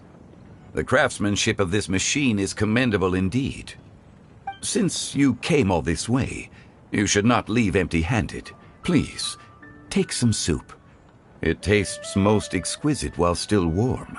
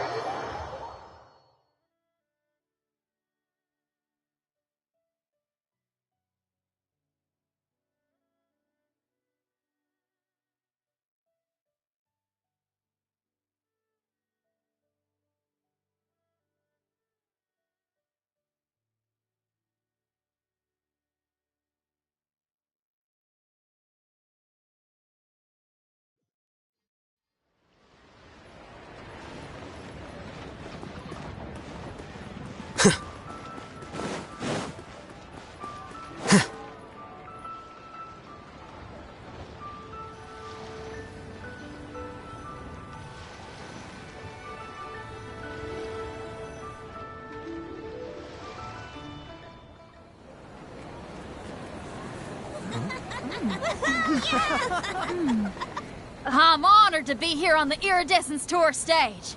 All right, without further ado, I'm Xinyan, this is Hintao, and this is a little something called... The Flame Lilies!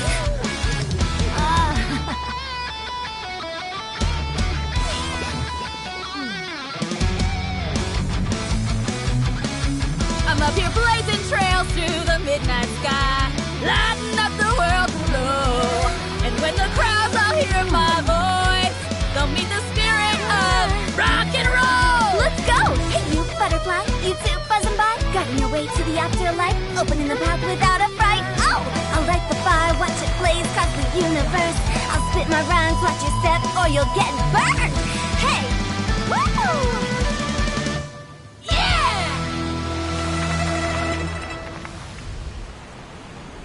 Does anyone have any plans tomorrow? With another year behind us, I think we deserve a celebration of our own. My treat. Interested? The Tianquan footing the bill? I can't miss out on that.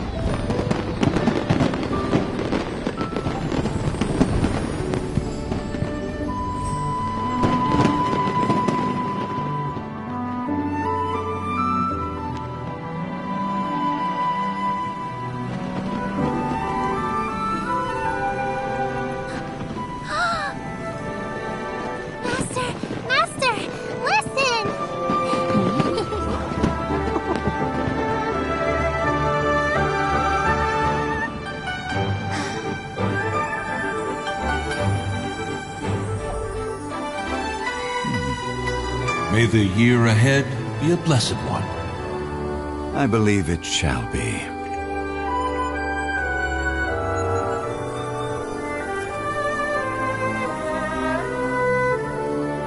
Master, the Xiao Lanterns,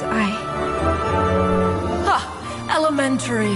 One shall fashion for you a Xiao Lantern the likes of which the world has never seen. And you must take it to Liyue Harbor to display its magnificence for all.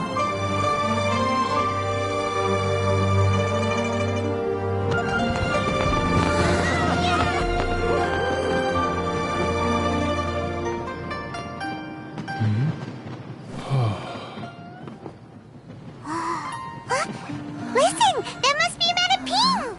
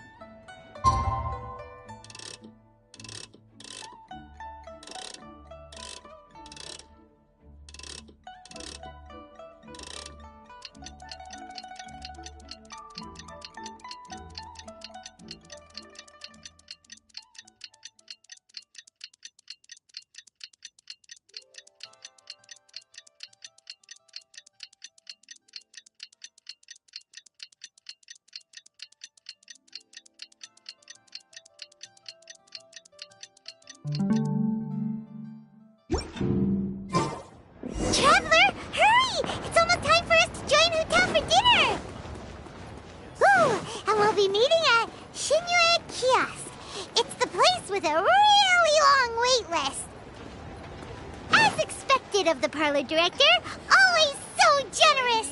Come on, let's go. You'll have a blast.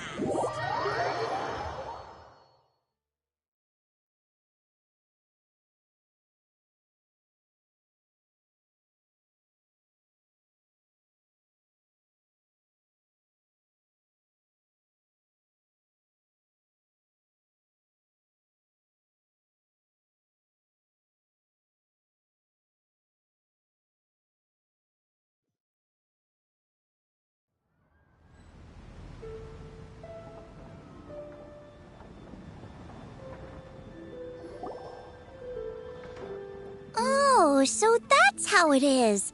Thanks for the suggestions, Mr. Zhongli. I have them all noted down. I've long heard that your knowledge encompasses all things old and new, Mr. Zhongli, but I never knew that you were well versed in the art of cooking, too. It is truly an honor to make your acquaintance. No need for formalities. I too feel humbled to be in the company of such talented young people. There are many things I could learn from you. Oh, you flatter us. If it's possible, may I trouble you to provide a few words of guidance for my practices in exorcism? Exorcism? I can't say I'm an expert in the field, but if you don't mind, we could start by discussing... Whoa, there's so many people here. All we knew was that Hu Tao invited Zhongli over. Paimon never thought we'd be meeting so many old friends. Happy Lantern Rite, everyone! Likewise. Please take a seat.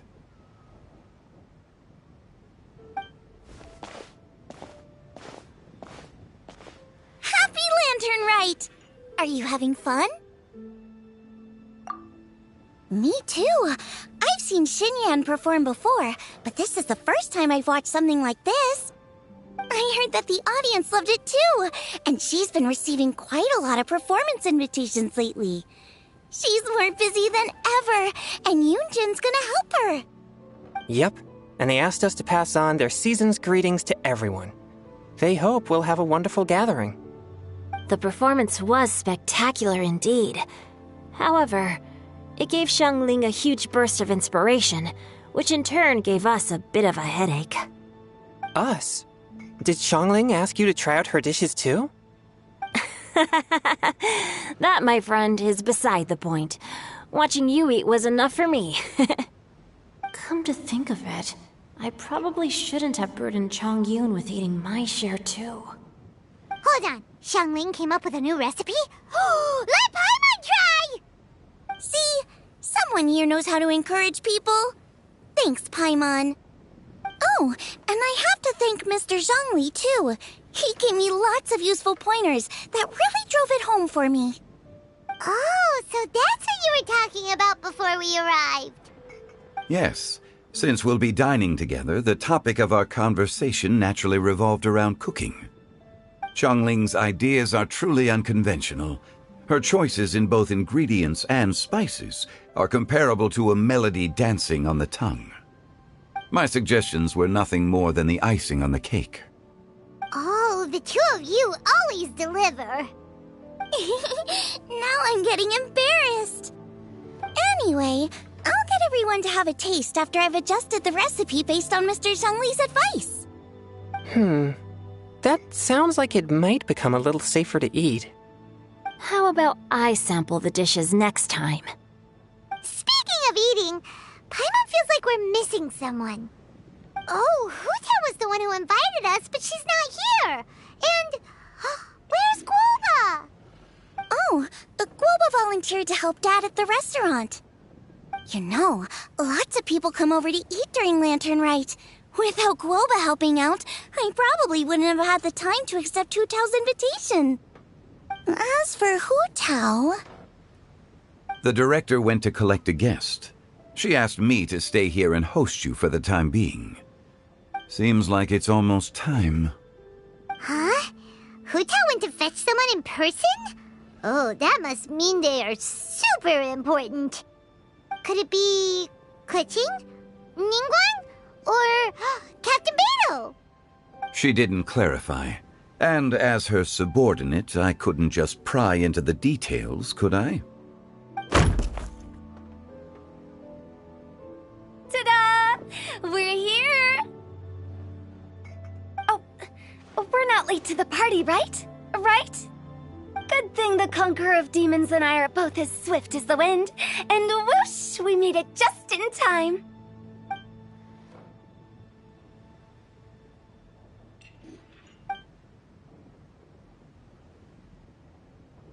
Oh. I see. So the important guest is the Conqueror of Demons. I've been looking forward to meeting you. The director didn't mention anything when she invited us. What a pleasant surprise. Gathered here with us tonight are not only young and accomplished individuals, but also the protector of Leo's peace, Adeptus Alatus. To convene here with all of you is indeed a great honor.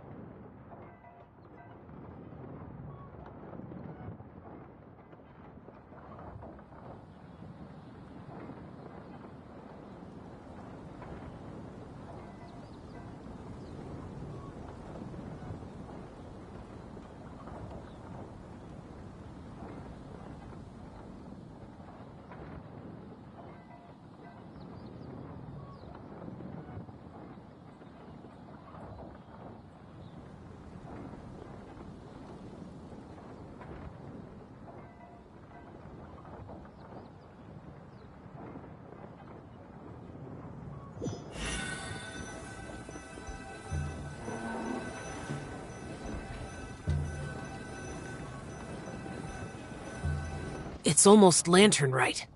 Yet you took all the trouble coming here. The director has a way of making it difficult to decline. Rex Lapis, may I ask what troubles you? The director asked me to buy sesame oil in preparation for the celebrations. Huh. Then why would you come all the way to Wangshu Inn? I had a pleasant chat with Chef Yenshao and received some spices from him. And, see? Here's some matsutake and a portion of ham. What about the sesame oil? It's a shame. I couldn't find the kind the director was looking for.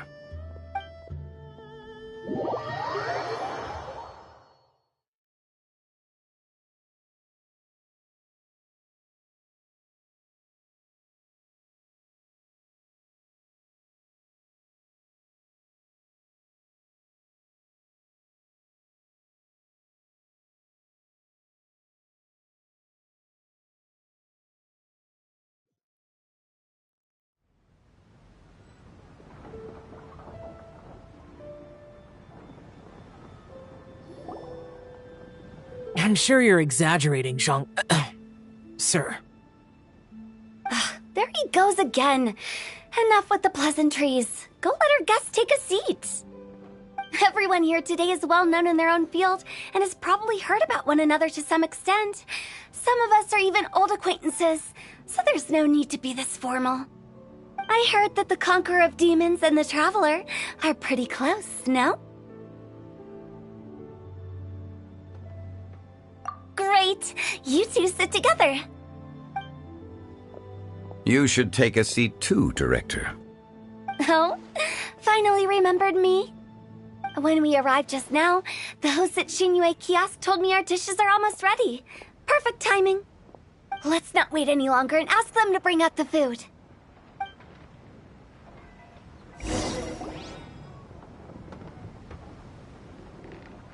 Paimon would have never guessed the person who Tao went to fetch was Xiao.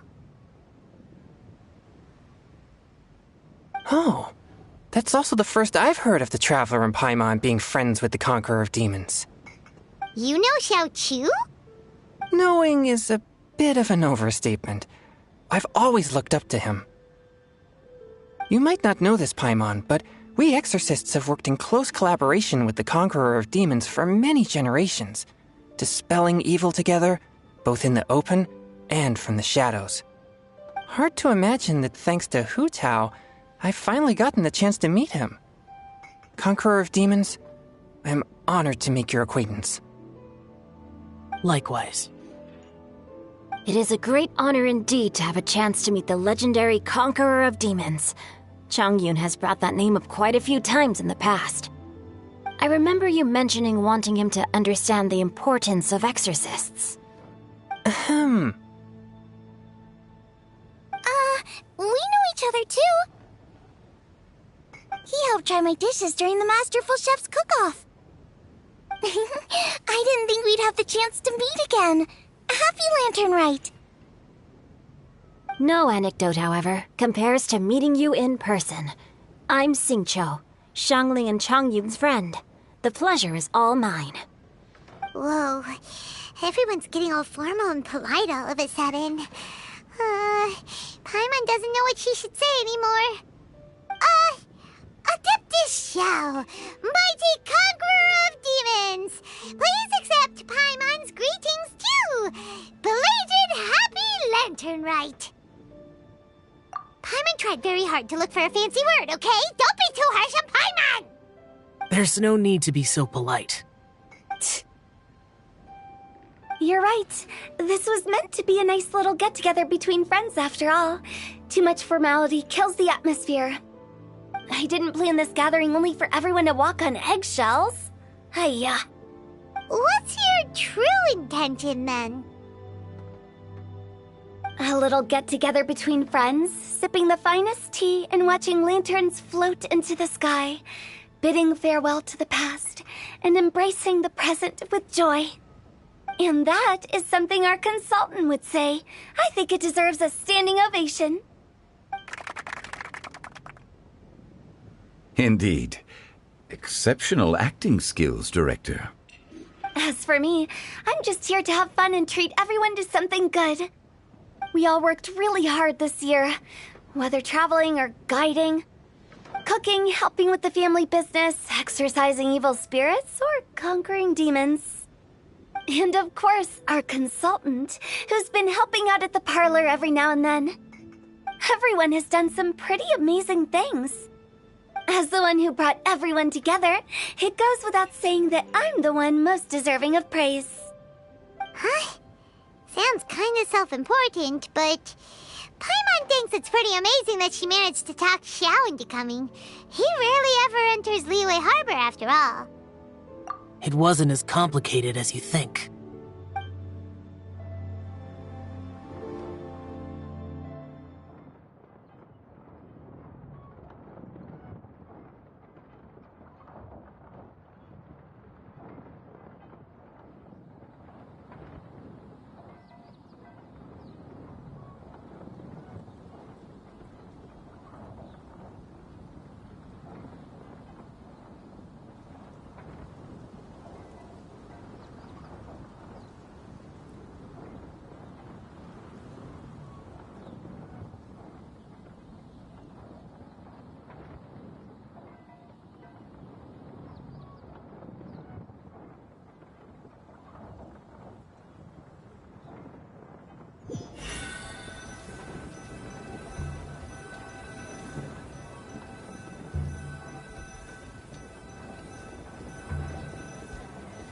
Okay, gotcha. Thanks, boss lady. It's not boss lady, just boss. And there she goes. What a lively girl. Conqueror of Demons, Adeptus Shao. Guardian of Wangshu Inn, hero of Dihua Marsh. I know you're there. Quiet. Do not disturb the peace. Sorry, but you wouldn't show up if I didn't yell your name, would you? I know you. You're the 77th director of Wangsheng Funeral Parlor. Is there something you need?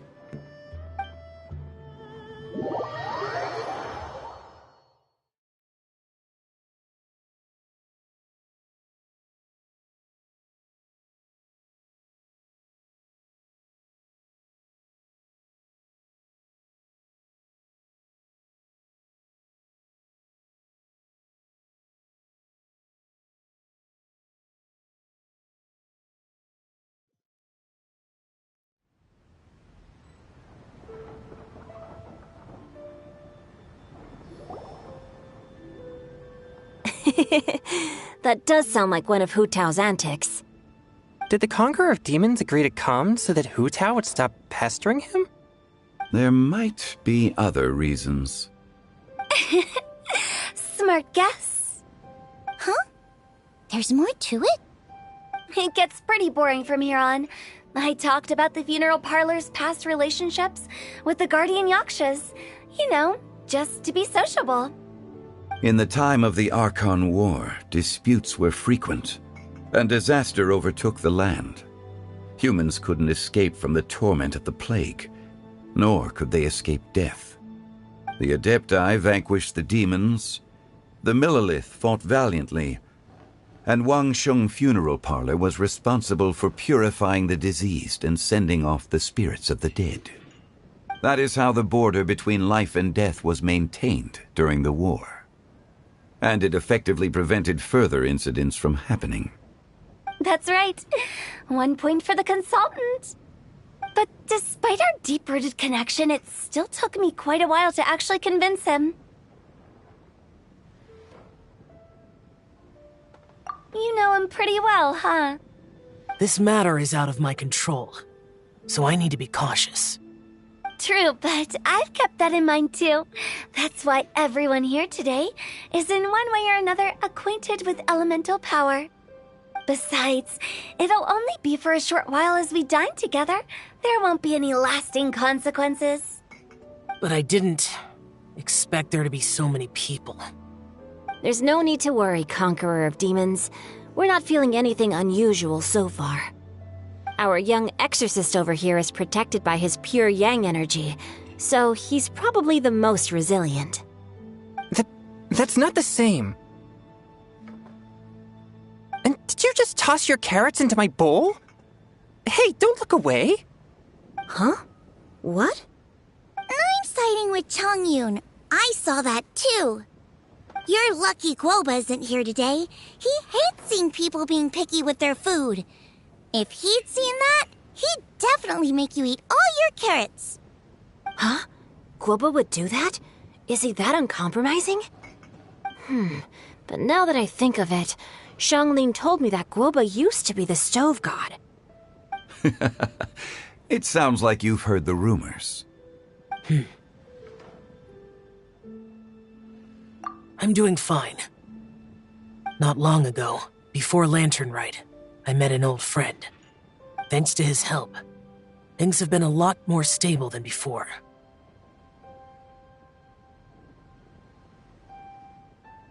You should know him. He's...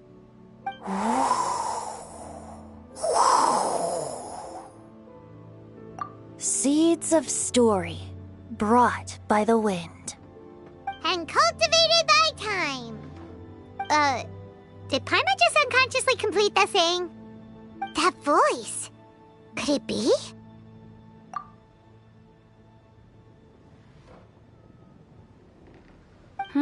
If I'm not mistaken, there's someone knocking at the door. Don't just sit there, Zhongli. Go welcome our guest in. No such need. I'm coming in.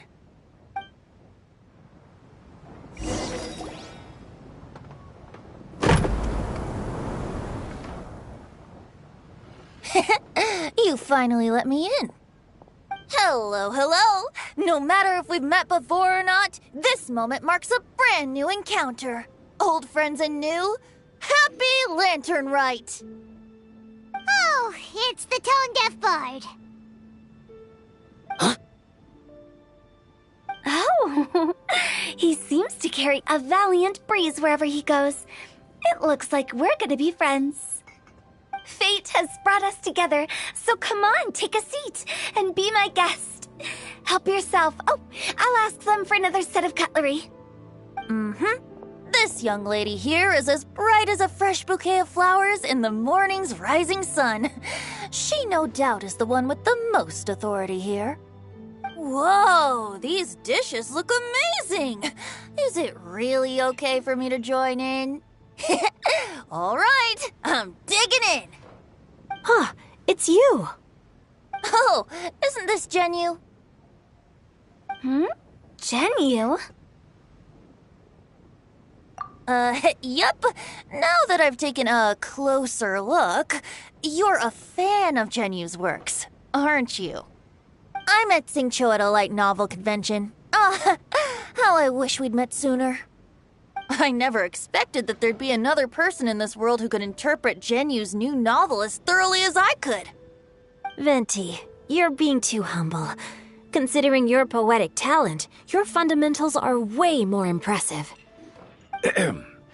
Could this new guest be Master Xingqiu's friend? Yes. Monsters become more active than usual as we get closer to Lantern Rite. I was patrolling Dihua Marsh a few days ago when I happened to run into this... You've already forgotten? I'm a bard, remember? And bards go around singing wherever they like. Oh, right. And this bard was performing in Dihua Marsh. It was a moving melody, and it made me feel relaxed and at ease. I couldn't help but stay and listen. Thank you for your patronage. I understand now, too. I'm Zhongli, currently working at the Wangsheng Funeral Parlor. It's a pleasure to meet you, new friend. And I'm his boss. Oh, and if there's anything unsatisfactory, let me know anytime. That's very considerate of you. Oh? No wonder. Only a boss as savvy and reliable as you would be able to hire such an impressive consultant. Oh, you're too nice, Venti. Not to brag, but our consultant truly is impressive. His knowledge extends across the stars and the land, and there's nothing throughout history that he doesn't know. From the sophisticated way he speaks, it's hard not to suspect that he could very well be an adeptus in disguise.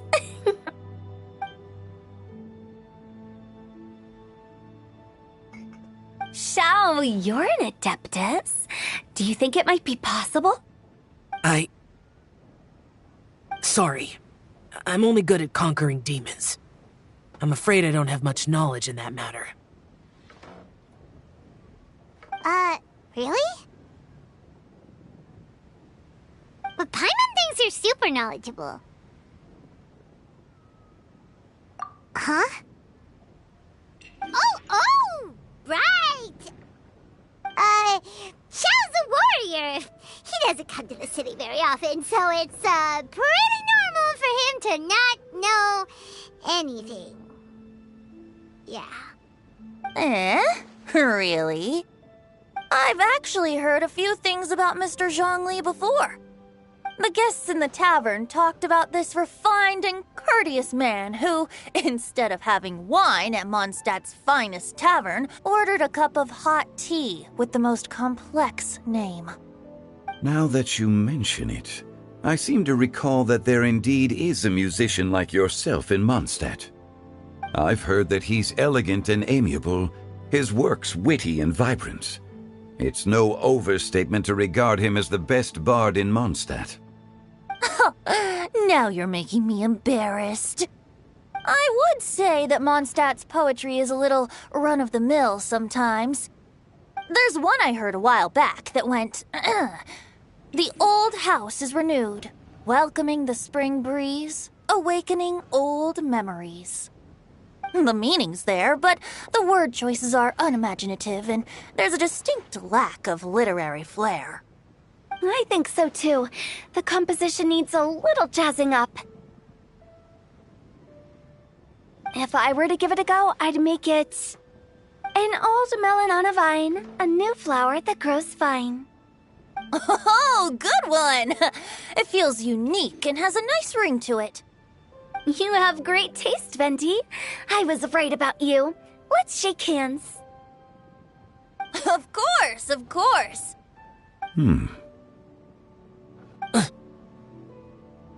Hey, Xingqiu! Mind lending me a few books when we get back? Pick out some well-written ones. I don't know if it's my own lack of literary knowledge, but I couldn't tell the difference between those two. I don't think it's your fault. Chongyun's right. It's not our fault. Oh, you have a point. But speaking of, why is the tone-deaf bard here? Are you here to take part in Lantern Rite too? I heard that Liyue will be hosting a Lantern Rite music festival this year. As a musician myself, how could I possibly resist the temptation to come take a look? Or listen. Getting to know other musical styles is essential to sparking inspiration, don't you think? As for the Fontaine friend who hosted the festival, I saw him near Stone Gate the other day. The Iridescence tour has finally been held successfully for once, so I had to congratulate him. Don't think anything of it. By the way, I was watching as you entered Shinyue Kiosk, but no one seemed to notice me. Should I say that it's because I'm an expert in hiding, or that a certain someone deliberately ignored the sound of the wind? Whenever Lantern Rite comes around, Liyue Harbor becomes bustling with activity. People are all busy watching the lanterns and strolling around the shops, and they might just go travel somewhere on a whim. It is rather difficult to predict another's whereabouts. The festival is in full swing and proceeding smoothly, and we're all gathered here with friends, new and old. This is no doubt a wonderful occasion worth celebrating. To come together with all of you at the beginning of the year, one can't help but be filled with joy. In a moment like this, I propose we raise a glass together. In my case, tea in lieu of wine.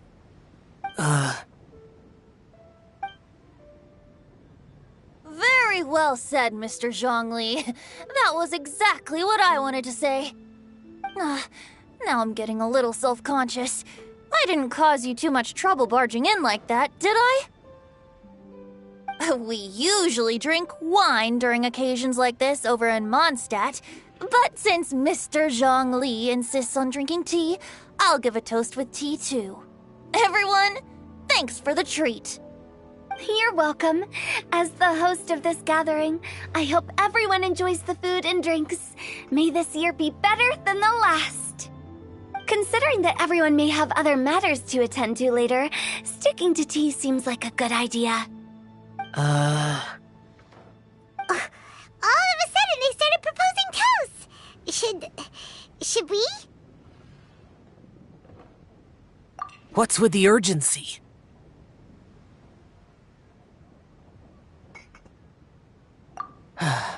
Sure. Have you two finished eating? It's always nice to have a breath of fresh air after a meal. Helps with digestion. Paimon will come too.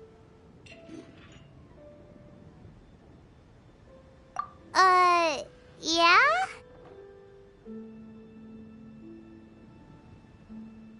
Okay then. Don't forget to come back.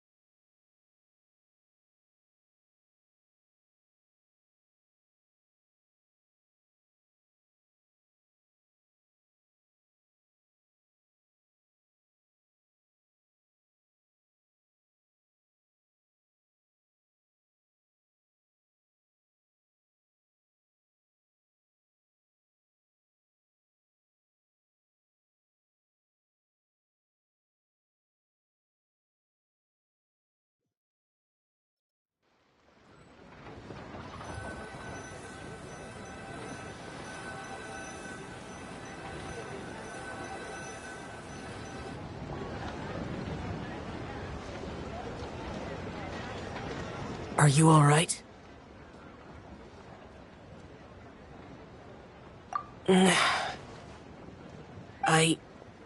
It's hard to describe. It's not that. There were those among the Adepti who loved gatherings and idle chit-chat. Sometimes they would call up a few others for a drink. Even I got dragged along to their gatherings many times.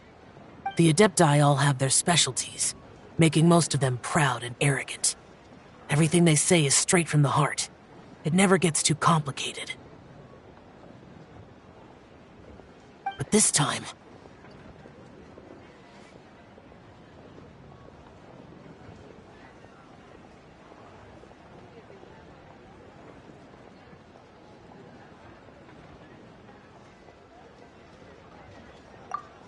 No.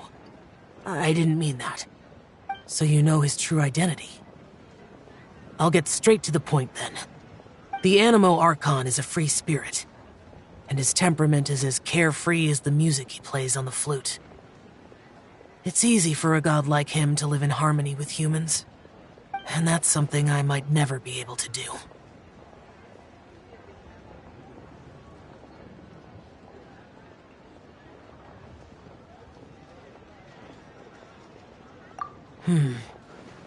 That does sound like something you would say. No matter.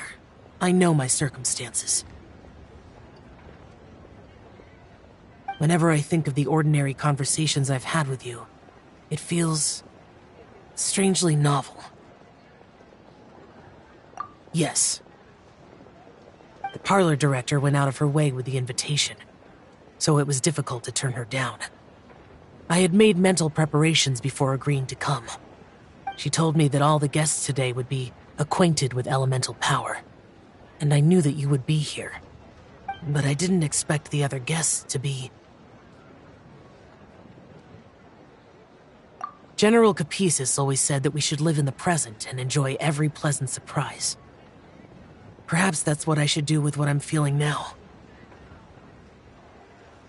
But I think he meant designing clothes for those around him. The clothes were intricately designed, but inconvenient to wear. Brother Bosacius never tried to hide his distaste in front of him. Rex Lapis did like his designs and even collected quite a few. The outfit he wears now was also designed by General Capisis himself. I never saw him wear this during the war. I didn't expect him to start wearing it later. Oh, here you are. I'm not intruding, right? You're not. What is it? Hu Tao saw that everyone's done eating and asked the staff to bring out the desserts. Paimon got so anxious that you weren't back yet that she scarfed down her dessert without the usual slurping and munching.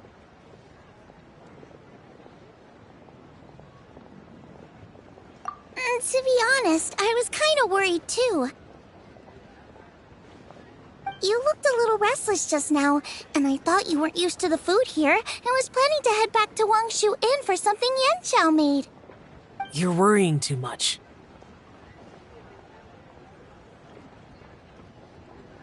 Why would I? Anyway, let's head back. Please wait! There's another reason why I came looking for you. Here, take these. I brought them for you. Almond tofu? Yup. Since the Masterful Chef's competition, you could say that Yanqiao and I are not only competitors, but good friends as well. I visit him at Wangshu Inn sometimes to discuss our cooking. I heard him say that the esteemed guest on the roof loves nothing more than a good plate of almond tofu, so I learned a thing or two about the dish from him. I'll be honest, before Hu Tao invited everyone, she secretly came looking for me, told me about the guests she planned to invite, and asked me for some suggestions on what she should order. So I made a few servings of almond tofu for you guys in advance. Take them as a token of gratitude for your support. When I told Guoba that I was making these for you, he started eagerly running around the kitchen and helping a lot too. Thank you for the trouble. There was no need to... I'll take them. Thank you. And Guoba, too. welcome. Oh, the almond tofu I made probably tastes and feels a little different from the type Yanxiao cooks. Please let me know if there's any improvements I should make. Okay. That's all. Alrighty, we should head back now. We can't keep Paimon waiting.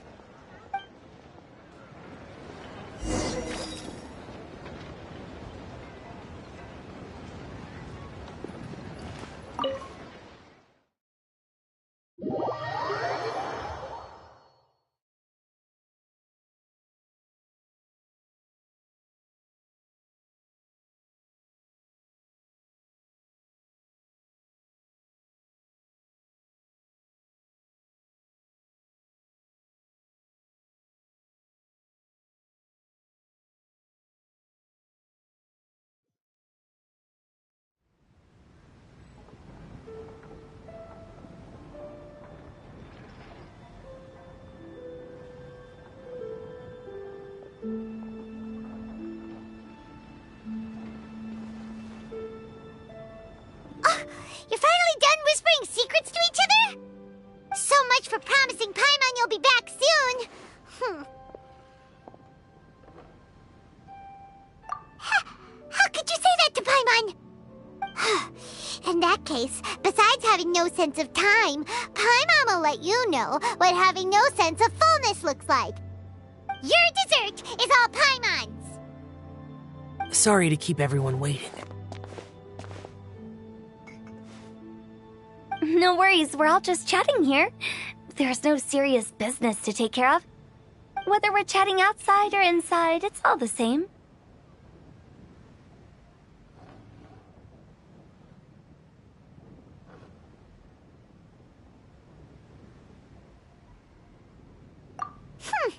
Paimon's too busy eating to talk to you. But even though we're all well acquainted by now, I think this festive gathering deserves something ceremonious. Oh? Is this some local custom? Nope.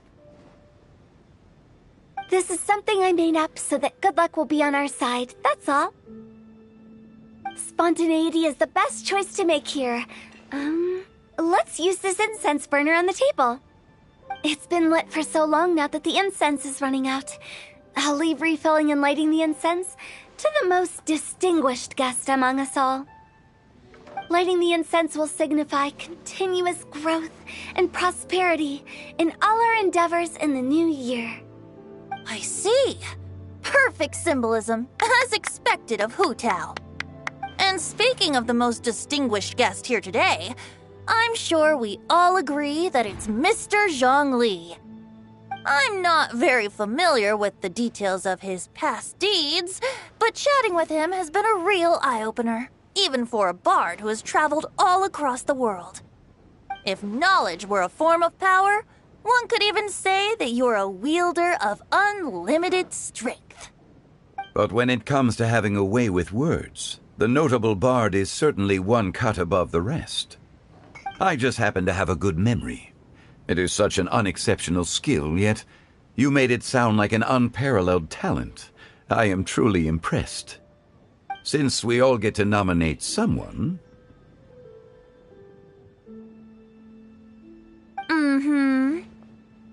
I think it's only fair that we let the parlor director light the incense.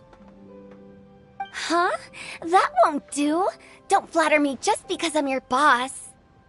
We are looking for the most distinguished guest here. As the host, I shouldn't be involved in this discussion at all. Now that we've enjoyed this table full of delicacies, how about we let our one and only chef here do the honors? Is this really the way this works? I didn't cook any of these dishes. It's not a big deal. Just look at her. Xiangling, the disciple of an adeptus, the stove god's best companion, the winner of the Masterful Chef's competition. The only heir of the famous One Mean restaurant. A good old friend of mine. There's no better choice. Why does Paimon feel like we're back at square one again? Please stop! You're making me embarrassed. If we're looking for guest. Surely the second son of the Feyun Commerce Guild counts. It's one of the largest commerce guilds in Liyue Harbor. Huh? Don't get me involved in this. Ooh, not a bad choice. With the Commerce Guild's young master lighting the incense, we're all sure to make a huge sum of mora in the new year. That's not how it works. Making a fortune is indeed a fine wish, but it's of lesser importance than good health and happiness. Which means we should choose Chongyun, the skilled exorcist who keeps everyone's home safe from evil spirits. Huh? Now you're nominating me? I can't be the one when we have the Conqueror of Demons right here. Adeptus Shao has the most seniority among everyone here today. We should... I refuse. I am most certainly not the most distinguished guest here. You should all be able to make the right judgment based on your observations. One person here is well acquainted with everyone else.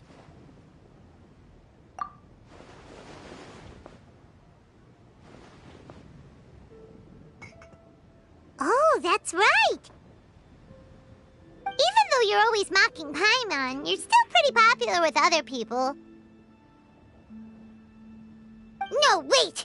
Paimon said she wouldn't talk to you again. Huh? Who else is there?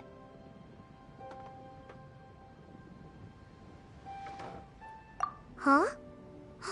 Huh? Does that mean Paimon's the most distinguished guest? Oh, well, that was unexpected!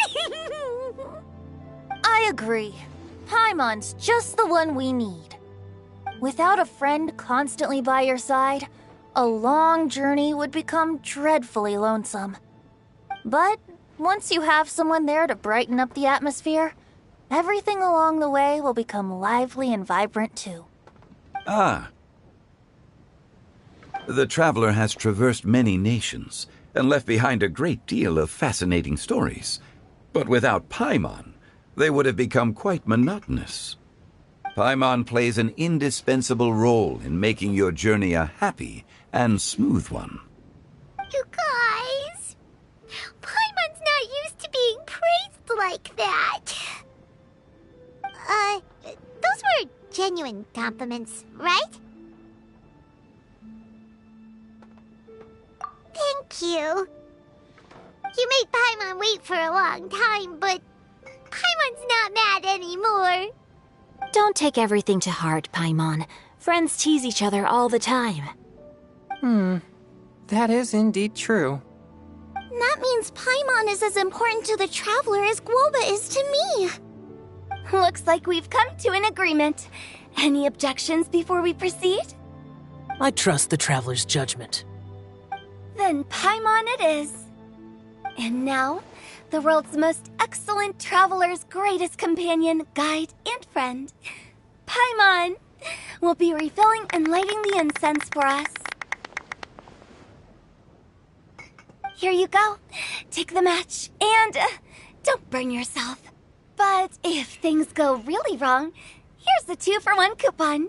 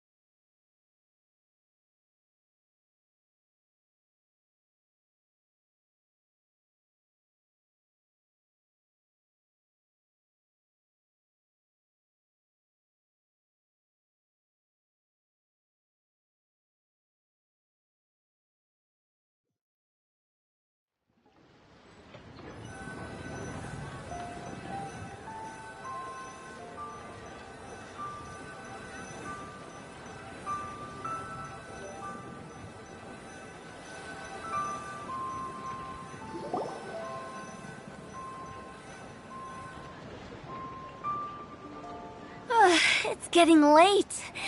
I won't take up any more of your time. You're all free to go as you please. Yep, the tea was amazing too.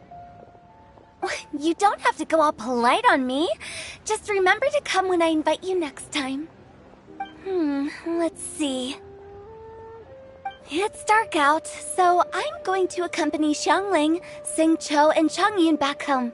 As for the rest of the guests, I'll leave them to our consultant. No need. I'm headed towards the harbor to meet a friend on the ship.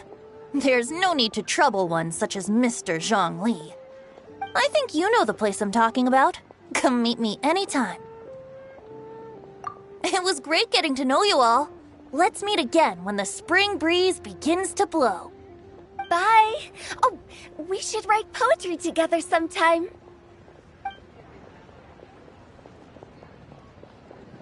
We'll catch you all later then. Don't forget to return to the parlor later. There's something I need you to do. Understood. See you later. Well then. Rex Lapis. Just Zhongli will do. I live as a mortal in Liu Harbor now.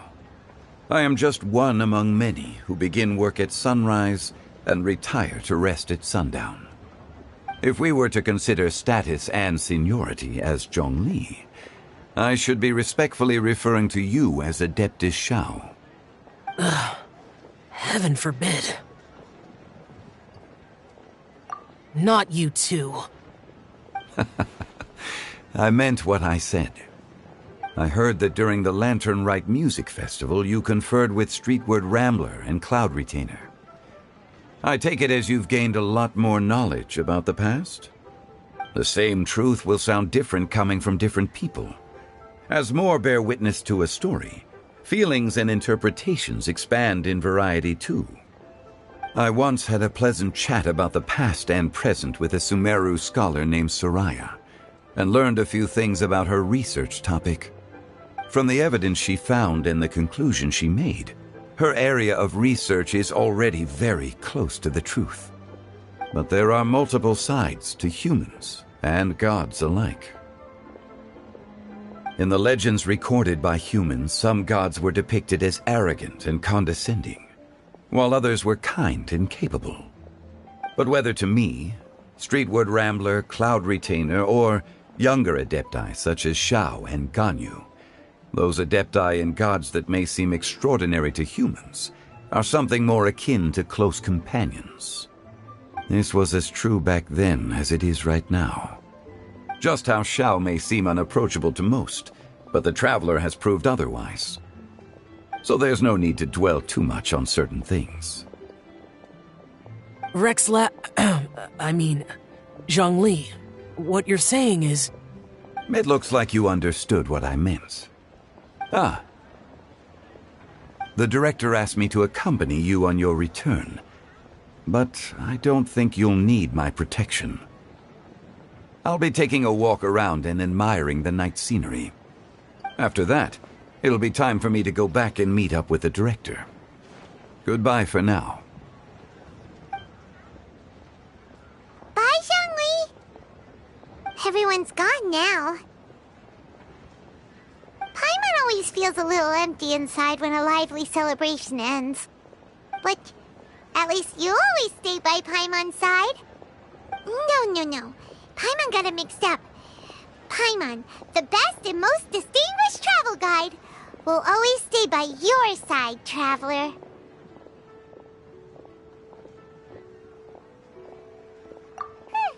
Good that you're aware of that. Shell, is there anything else you want to do? We could take you on a tour of Liyue Harbor. No need. I've stayed here for much longer than I had expected. The city lights are a fine sight, but it's time for me to leave. The events of today occurred so abruptly. I appreciate your kindness. Okay. I'll see you next time then.